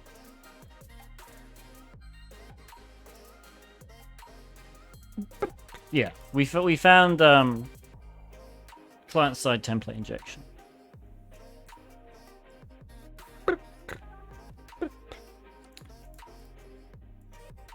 It reflects, yeah, so it reflects here. Does it actually reflect with without encoding? Oh, it does. Nice. That's another good one. Yeah, so we can also actually have two types of cross-site request forgery here. So another one we could do is plus alert 1 plus that. Obviously, with pluses, actually, you need to encode them, so we need to do percentage 2b. Percentage 2b. Then you get this one. If we take out the view source, we'll get an alert. Yeah, so there's a standard reflected one. That was a good one. Cool.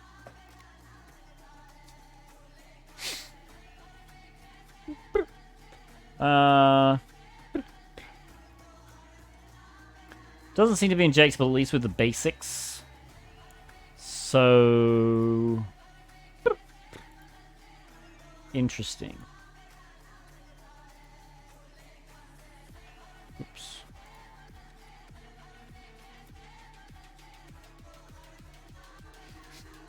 I wonder if there is anything to do with this. No.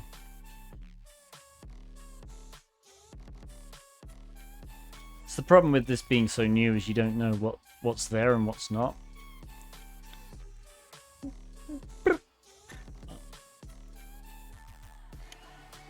I guess another thing we could do technically is we go all the way back to the first one. Just here. We can go to engagement tools, discover content. We don't want to recurse anything, but we could try this. And just this is basically Burp's version of directory busting.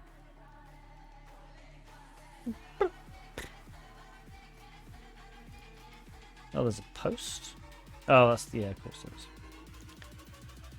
Very first course coming out, full recon course from IP address to URLs and subdomains. Nice one, man.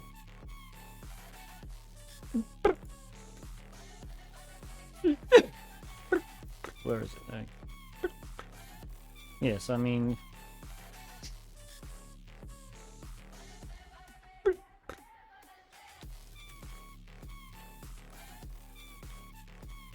we'll see if this comes to anything.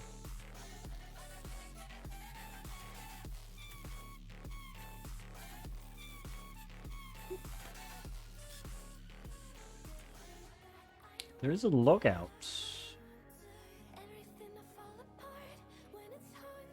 So it did find a logout page.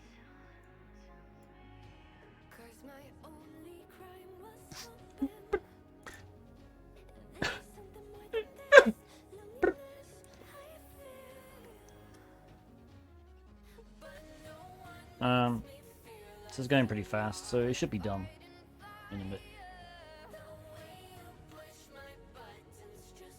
bit. Well, thank you. I have been doing this for like at least eight years. Web app that basically dedicated, so yeah. Obviously, usually with a test like this, you would have access to accounts anyway. It's kind of weird they don't have a register page unless it's hidden somewhere.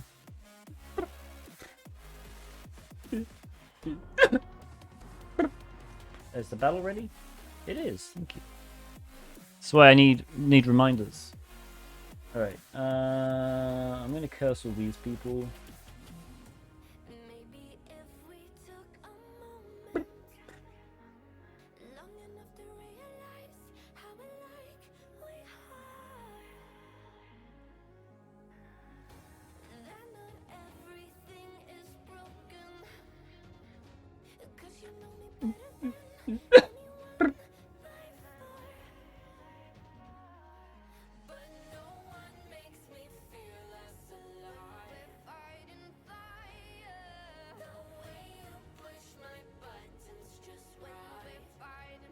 Well, my guy is just standing there now. Oh, no, now he's getting a bit closer.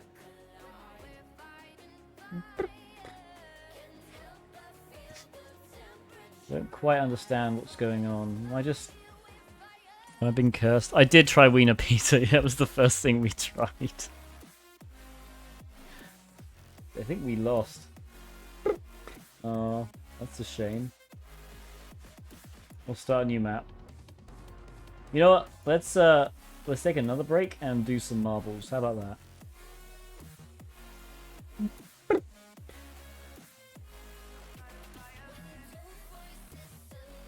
Who wants to do marbles? I think marbles would be fun. Alright, here we go. Breaks. Random. Temple of... Sure, why not? Temple of Steve.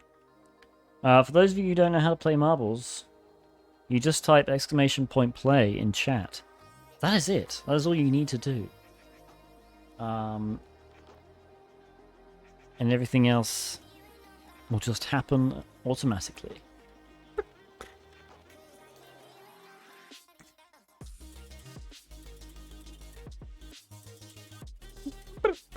You know, after this marble race, what we'll do is we'll use the site as intended. So we will literally go into Burp's scanner, and we'll just tell it to crawl and audit the site and see what happens. We'll see if we missed anything potentially.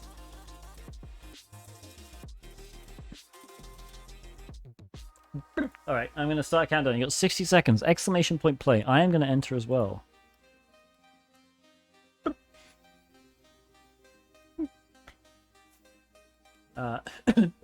There's really no excuse not to type ! Play unless you physically cannot. Because, you know,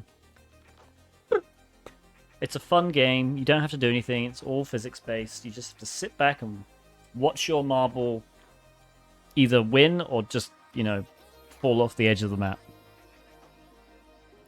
28 seconds.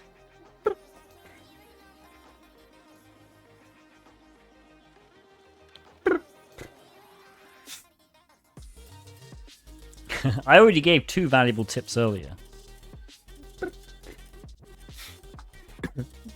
And I also hardly ever win.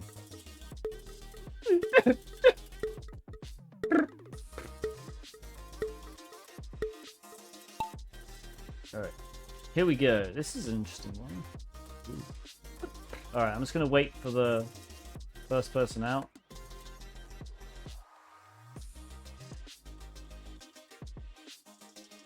Just look.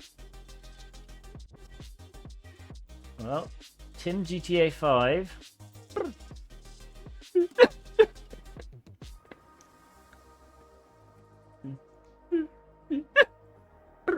Yep, he is the first one out. Okay, and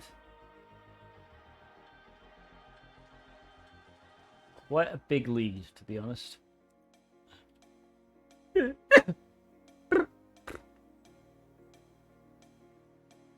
Oh, but got stuck. Oh. Made it through, but so did Rod Admin, and Rod Admin just took the lead. But Tim took it back. Ooh, I don't... One of these might be faster, depending on... Yeah, Rod Admin might now have the advantage, to be honest. Oops. Who did I want?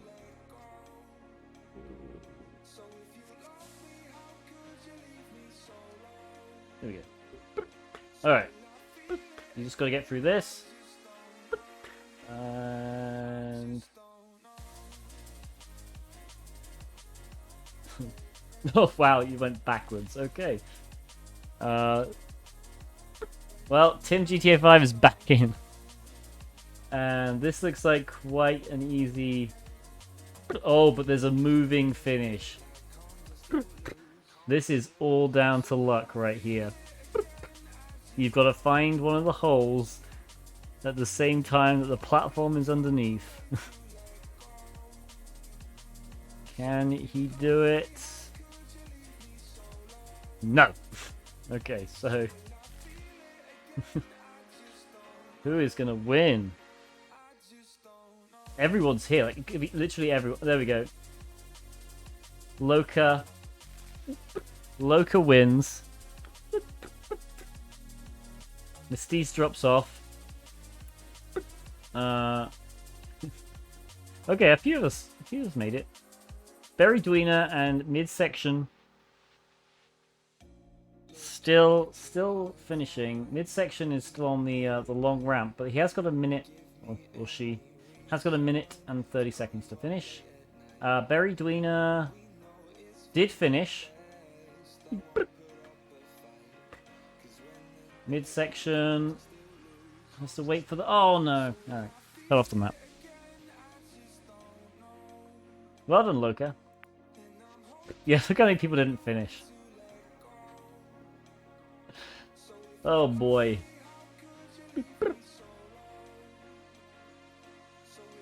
Okay.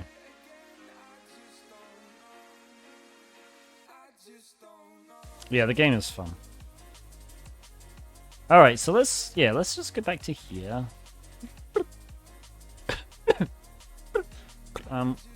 Actually, did the content discovery find anything else? It did not. Alright. Oh, it's still testing with observed extensions, but to be honest, probably not going to find any. Alright, so if we go to the dashboard, new scan, crawl and audit. We want to do... well, we want the crawl strategy of most complete plus audit coverage thorough. And that should be fine. So effectively what this does, this crawls locations and then it scans them. So if we would go down here,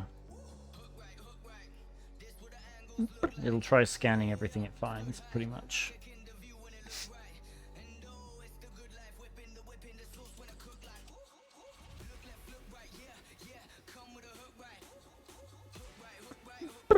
I think it says does it do the crawl? I think it might do the crawl first and then the audit. So we'll see. So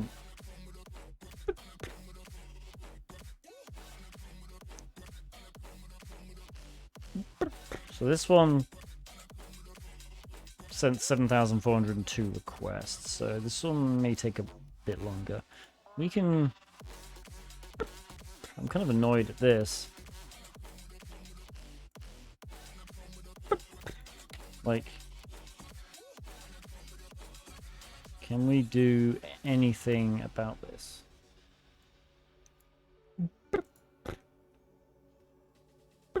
At least that still works. Can I just do like maybe blank? Missing parameter. Okay. I'll just maybe if I convert them to arrays. Valid CSRF. Oh right, because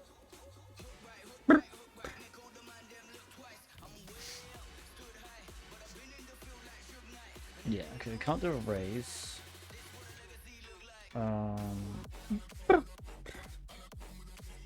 If we do that. No.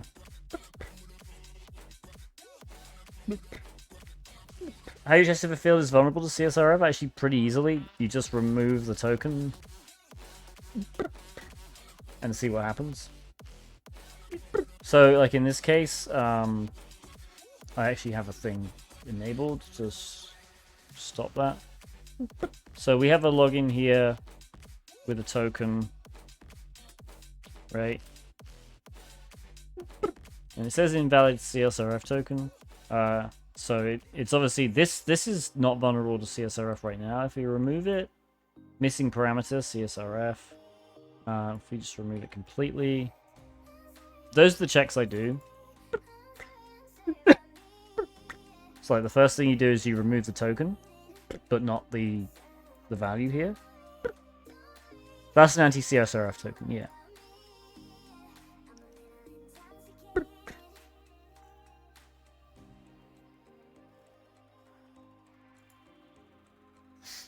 We're about halfway through.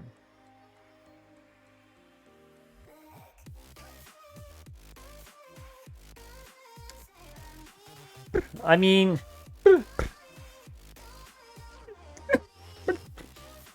it's cross-site request forgery tokens are pretty simple to implement.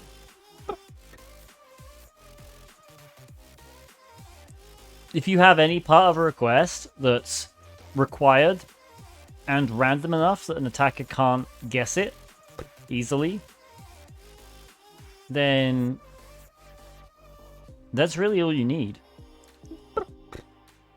I mean, if you think about it, how would an attacker, you know, an attacker wants, say this wasn't a login request, it was some other request, but an attacker knows these two things. So, if the site's using a cross-site request forgery token like this, obviously you can so I say you just have to check that. So what you can do is you can, on a request like this where it's unauthenticated, yeah, that's all you really need to check. However, what you can do if you have authentication is you can create 2 user accounts, log in as one, well, log in as both, I guess, and see whether a cross-site request forgery token for one works for the other. It's incredibly rare that would happen. Let's say that cross-site request forgery tokens are not user, but they could be just a list of valid tokens in the application that it generates ahead of time. That's one way you could do it. But generally speaking, if that's not a thing, and it's literally they are generating one for each user, which is pretty easy to check, the only real test you need to do is make sure that when you remove it, it complains and doesn't let you do anything. But also, even if this doesn't work, if you try and remove the entire parameter itself,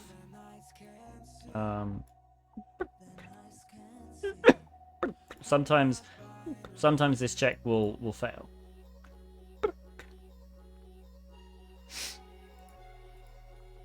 I mean, you know, there's the standard common stuff, right? Like, you could use potentially like an attack with PHP, right?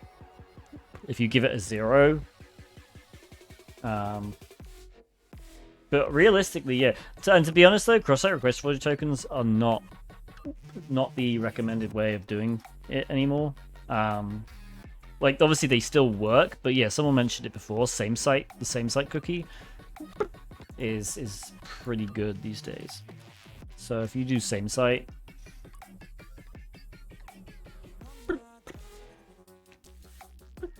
it's so you can set a cookie with a same site attribute, and even same site lax will protect against most cross-site request forgery attacks. Same site strict will protect against everything. So what this I say everything, like 99.999%. I guess there's some instances where if you could host the cross-site request forgery on the same site, then yeah, but that's so rare. However,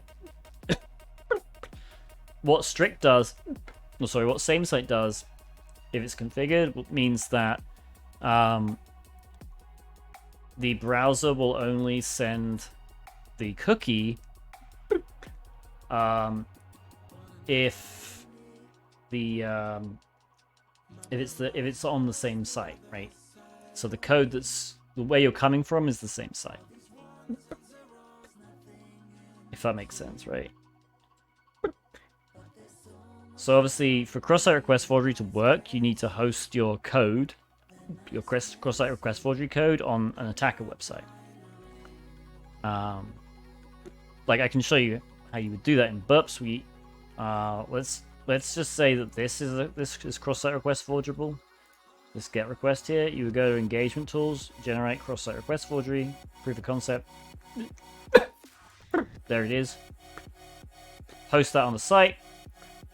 Get the user to visit it. You can even set the option to auto-submit the script, which does that. And then if they go here now, actually we can even test it in browser, copy. They go here, it'll submit, and it'll go to the site. It's only in Pro. How do you do it manually? I mean, just this code is everywhere now. It's really not that difficult.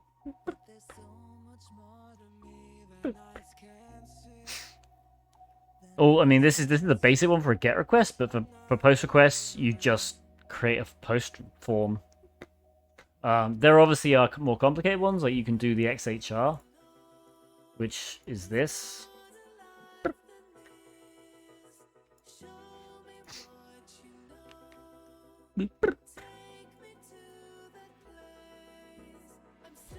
Yeah, thanks, JBiz. That'd be great. All right, what are we doing here?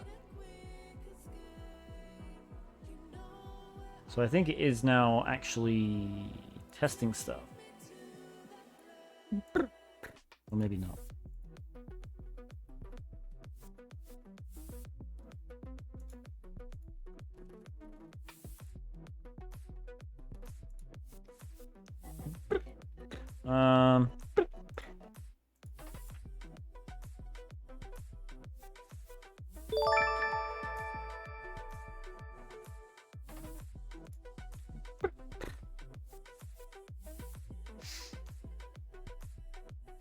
This has been an interesting site, I think. I hope everyone's had a good time. It's not as obviously full featured as OWASP's Juice Shop. But OWASP's Juice Shop is basically, hey, there's every kind of exploit in here. This one has been a real hunt. Which I guess is pretty much like a real pen test. So I'm really interested in whether we can do anything with this.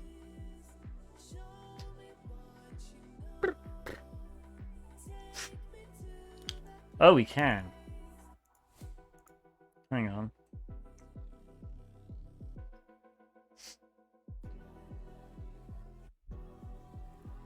This is injectable. Hang on a minute. Let's go here. So if I was to do just test and that.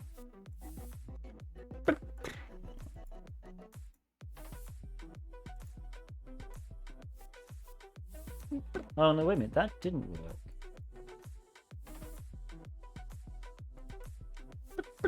What worked before? Oh, percentage 22. Oh, okay. Does that work?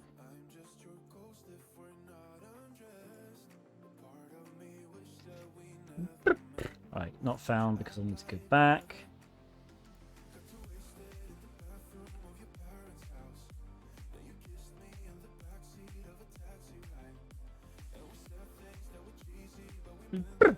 No, hang on, that didn't work. Ah, what's happening?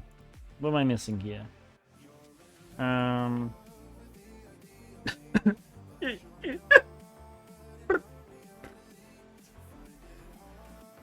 gonna try those three and see what happens. View details. Tests.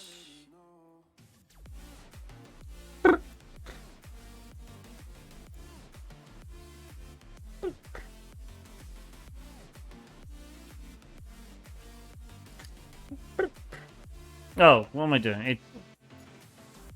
For some reason I thought that backslash wasn't there. I thought this was exploitable. I guess not.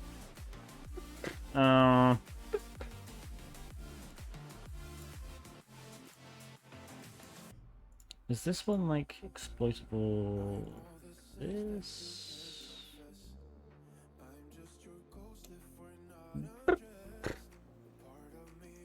Wait, no. Why did I do that?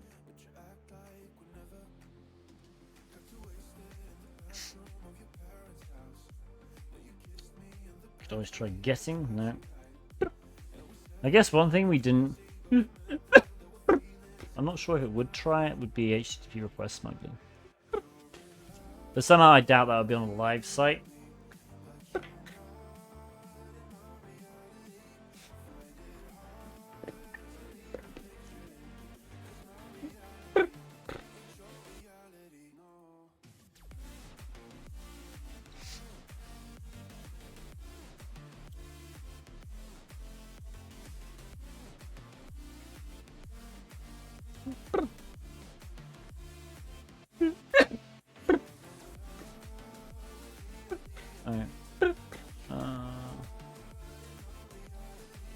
The audit has been running.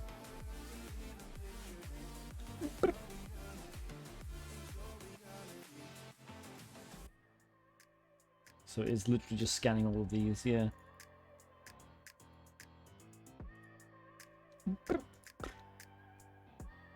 Oh, it's scanning this one first.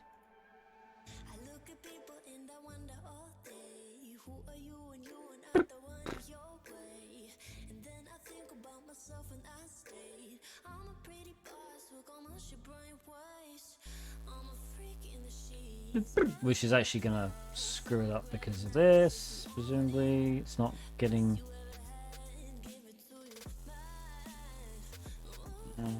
It's the post. Oh no. It has figured out how to use the cross-site request forgery token on its own, so that's pretty cool.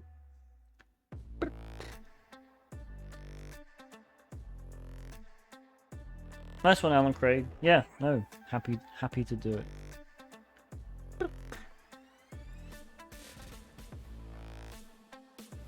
I'm really interested in this one. Like, where is it?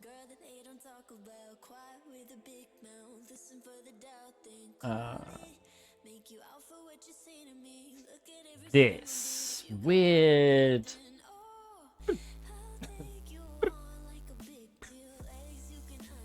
stuff. I'm not entirely sure.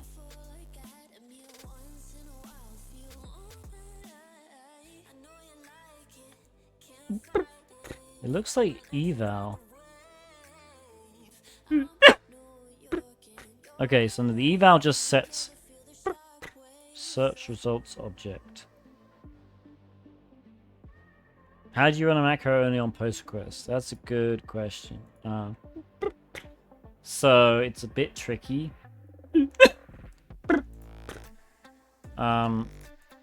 So if we like look at this one that I created, and go to the scope, even the advanced, right? Yeah. So the only way I know is to do parameter scope, which basically means so this session handling stuff will only run if it detects requests containing these parameters. Now,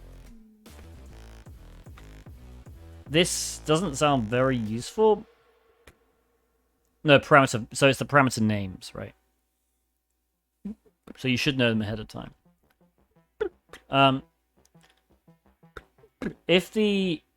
Let's say that your macro uses the same parameter, or another request uses the same parameter, right? You don't want to do that.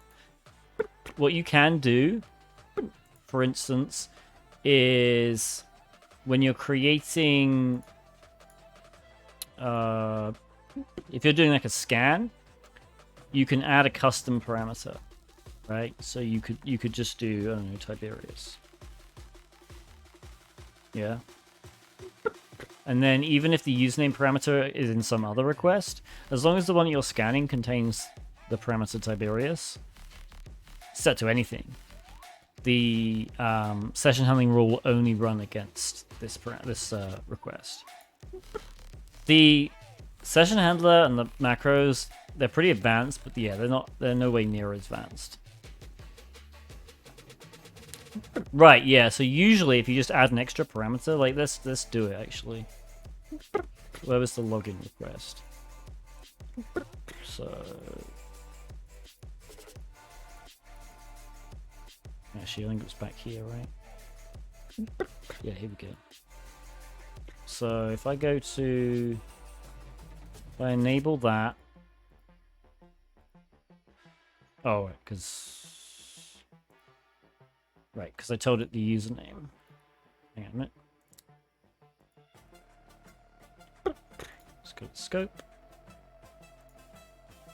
Remove username. So now this won't fire, right? But if I do Tiberius equals whatever, now it will. And of course, yeah, Tiberius as a parameter doesn't work at all, so it's meaningless. But this saves it, because obviously if you set this to like, oh, any post request using, or any request using a username will activate the macro, obviously that's pretty dangerous. You don't want to do that. I did it earlier because it was just easier to do, and I didn't see any other request using a username. But yeah, this is a nice way of getting around that.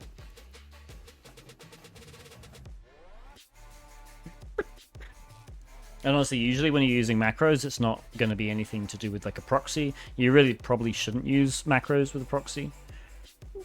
The main things I use macros with are intruder, scanner, and extender, and obviously repeater just to test it.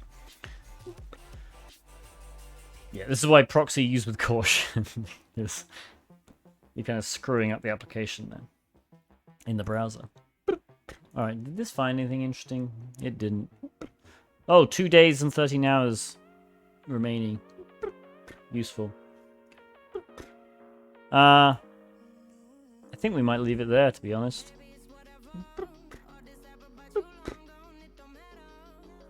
I can't see anything else, and nothing else stands out to me.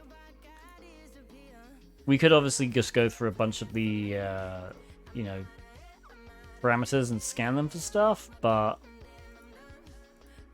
ultimately, actually, I guess what if we go to my account with the other trick?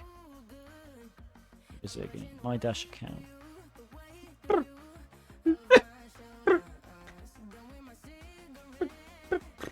All right, hang on. We'll try that one. There's some in the description. All right, okay.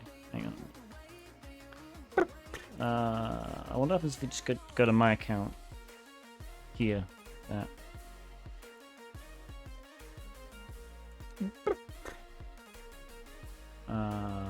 Okay, follow redirection. Oh, it's going to login. Alright, my account / No, alright. Still going to login. Okay, where did the... See, I didn't even read all of this.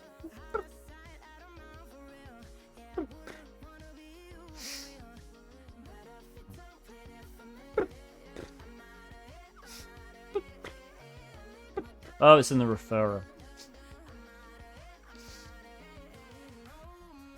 Why is the session different?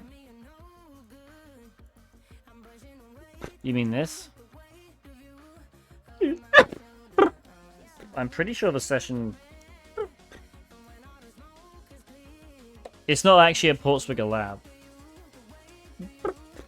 When you go to the login page, it generates a new session token anyway. That's why it's different.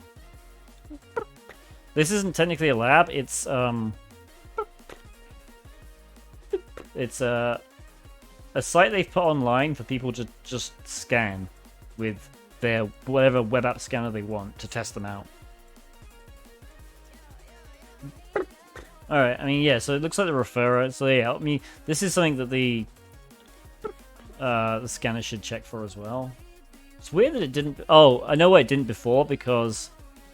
Let's actually pause this and actually trash it. Screw it. So the reason it didn't check it before was because every time I used the scanner, I told it to scan a specific parameter. So if I go... Let's just do a GET request. If I just... Oops. If I send this to repeater first, make sure it's still accurate. Actually, it should be. Yeah.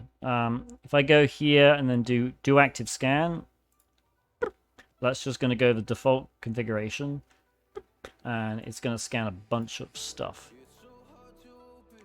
So it should scan all the parameters, including headers and things like that. So yeah, like it's scanning the user agent.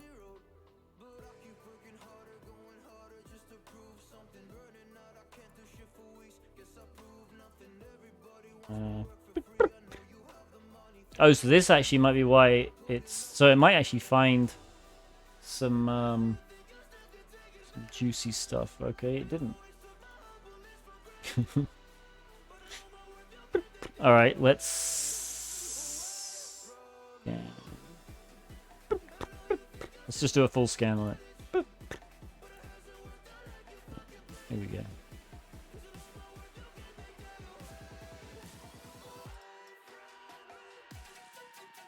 Alright, we'll do the battle. Stream Raiders.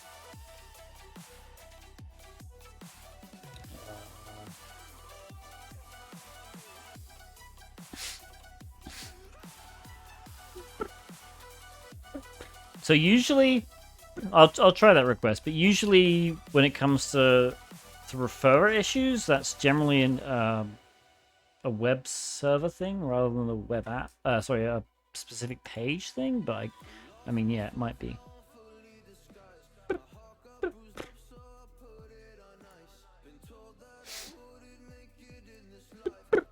Actually, it's the get catalog page.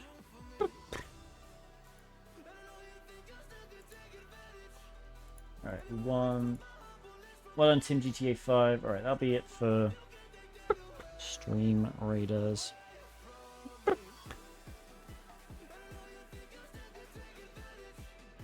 Yes, I don't know why it doesn't work, but anyway, so one of the things that a scanner should do is do this. So if we do...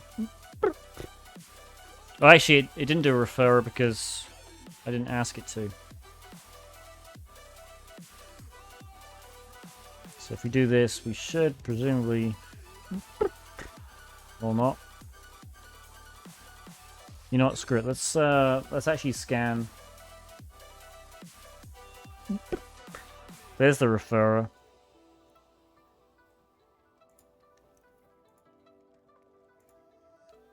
Let's actually scan the referrer here. So we'll do a full scan of the referrer. This is just for time.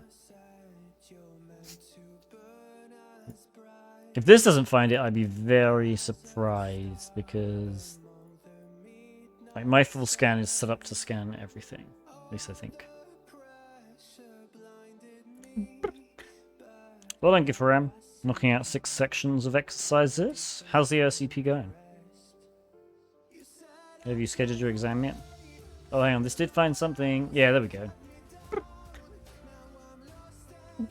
Okay, so I think it was a capital H it required. So we'll try that again. We'll create a payload. Get a repeater. Capital H. Was it just HTTP? Maybe it's that.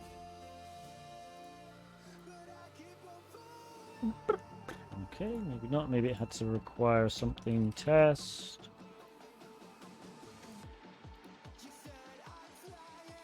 Maybe it was HTTPS.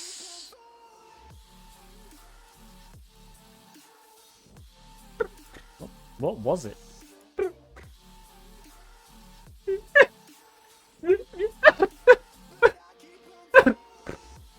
The slash login.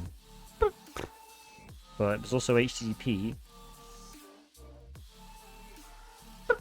That's weird. Yeah, it's not working at all. It must be just on slash catalog now. Poll? Yeah, okay, it was literally on the catalog page. Alright.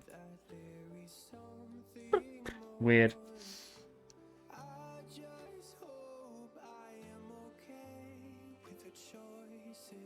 Oh, the extension I'm using is Taberator.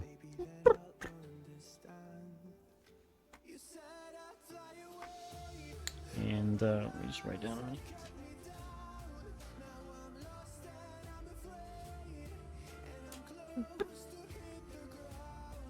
I'm gonna have to remove my IP address from the video.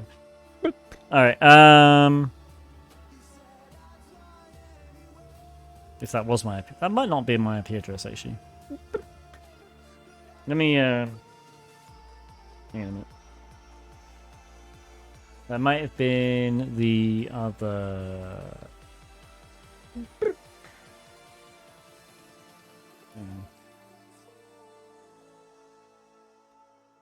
This is the problem with using Burp Collaborator on a live host. Alright, it wasn't my IP address. Good. I was going to say. Alright, so this is not my IP address. Move in the Taberator thing. Yeah. And yeah, I should have actually realized it's 4 different IP addresses doing DNS lookups. So it's something on the other side doing a DNS lookup.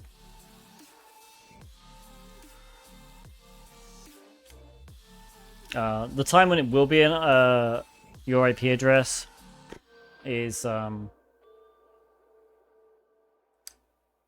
actually, yeah, I've done it before by accident when I had to load something.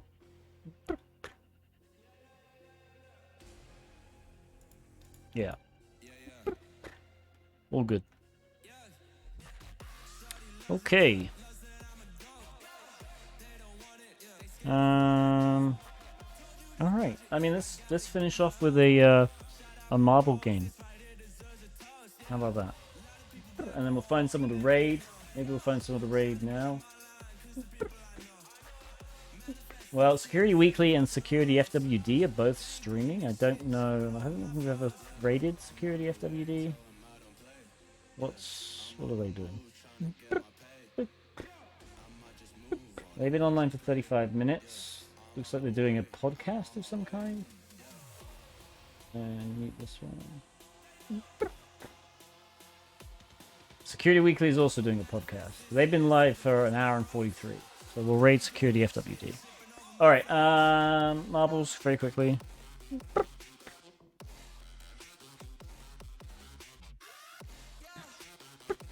Alright, random track. There we go. Exclamation point play in chat if you want to play.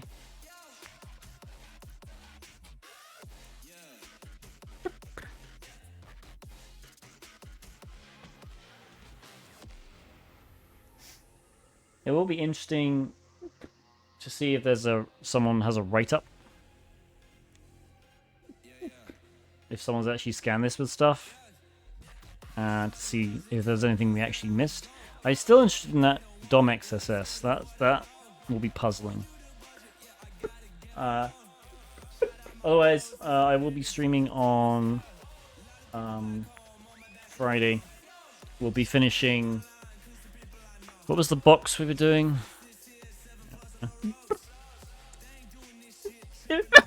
Matrix Exit Denied from Triacne.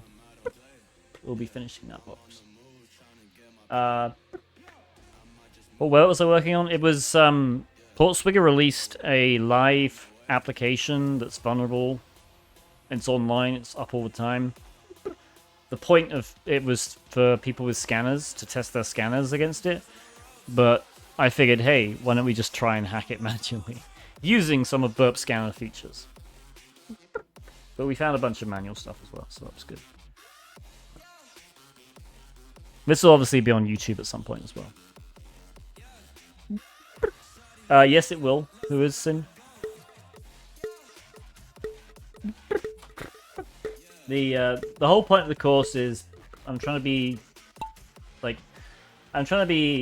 teach everyone about web apps, like everything about web application testing, including report writing. Reporting is obviously extremely important. Reporting is honestly the most important part of web app tests.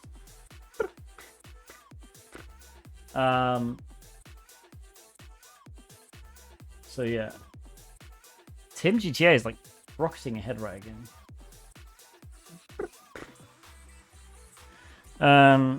Yeah. So that's the plan. Look how far ahead he is. So Hat and Dog has the stream record of 1 minute 56.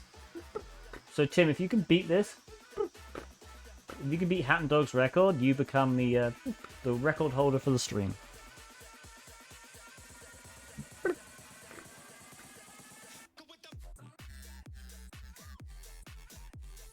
Oh, you got past that difficult part. And you need to find the hole at the bottom. There you go. And you're out.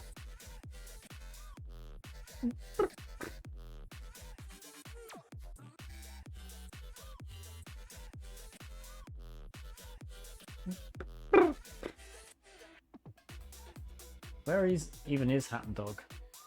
There he is. Alright. Oh, this is a tricky belt. Oh, but... Wow.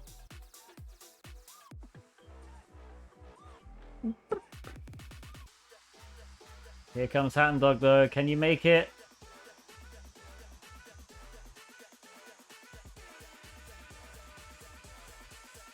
Oh, yes. I think you have it. Tim takes the stream record from Hat and Dog. It was close, though.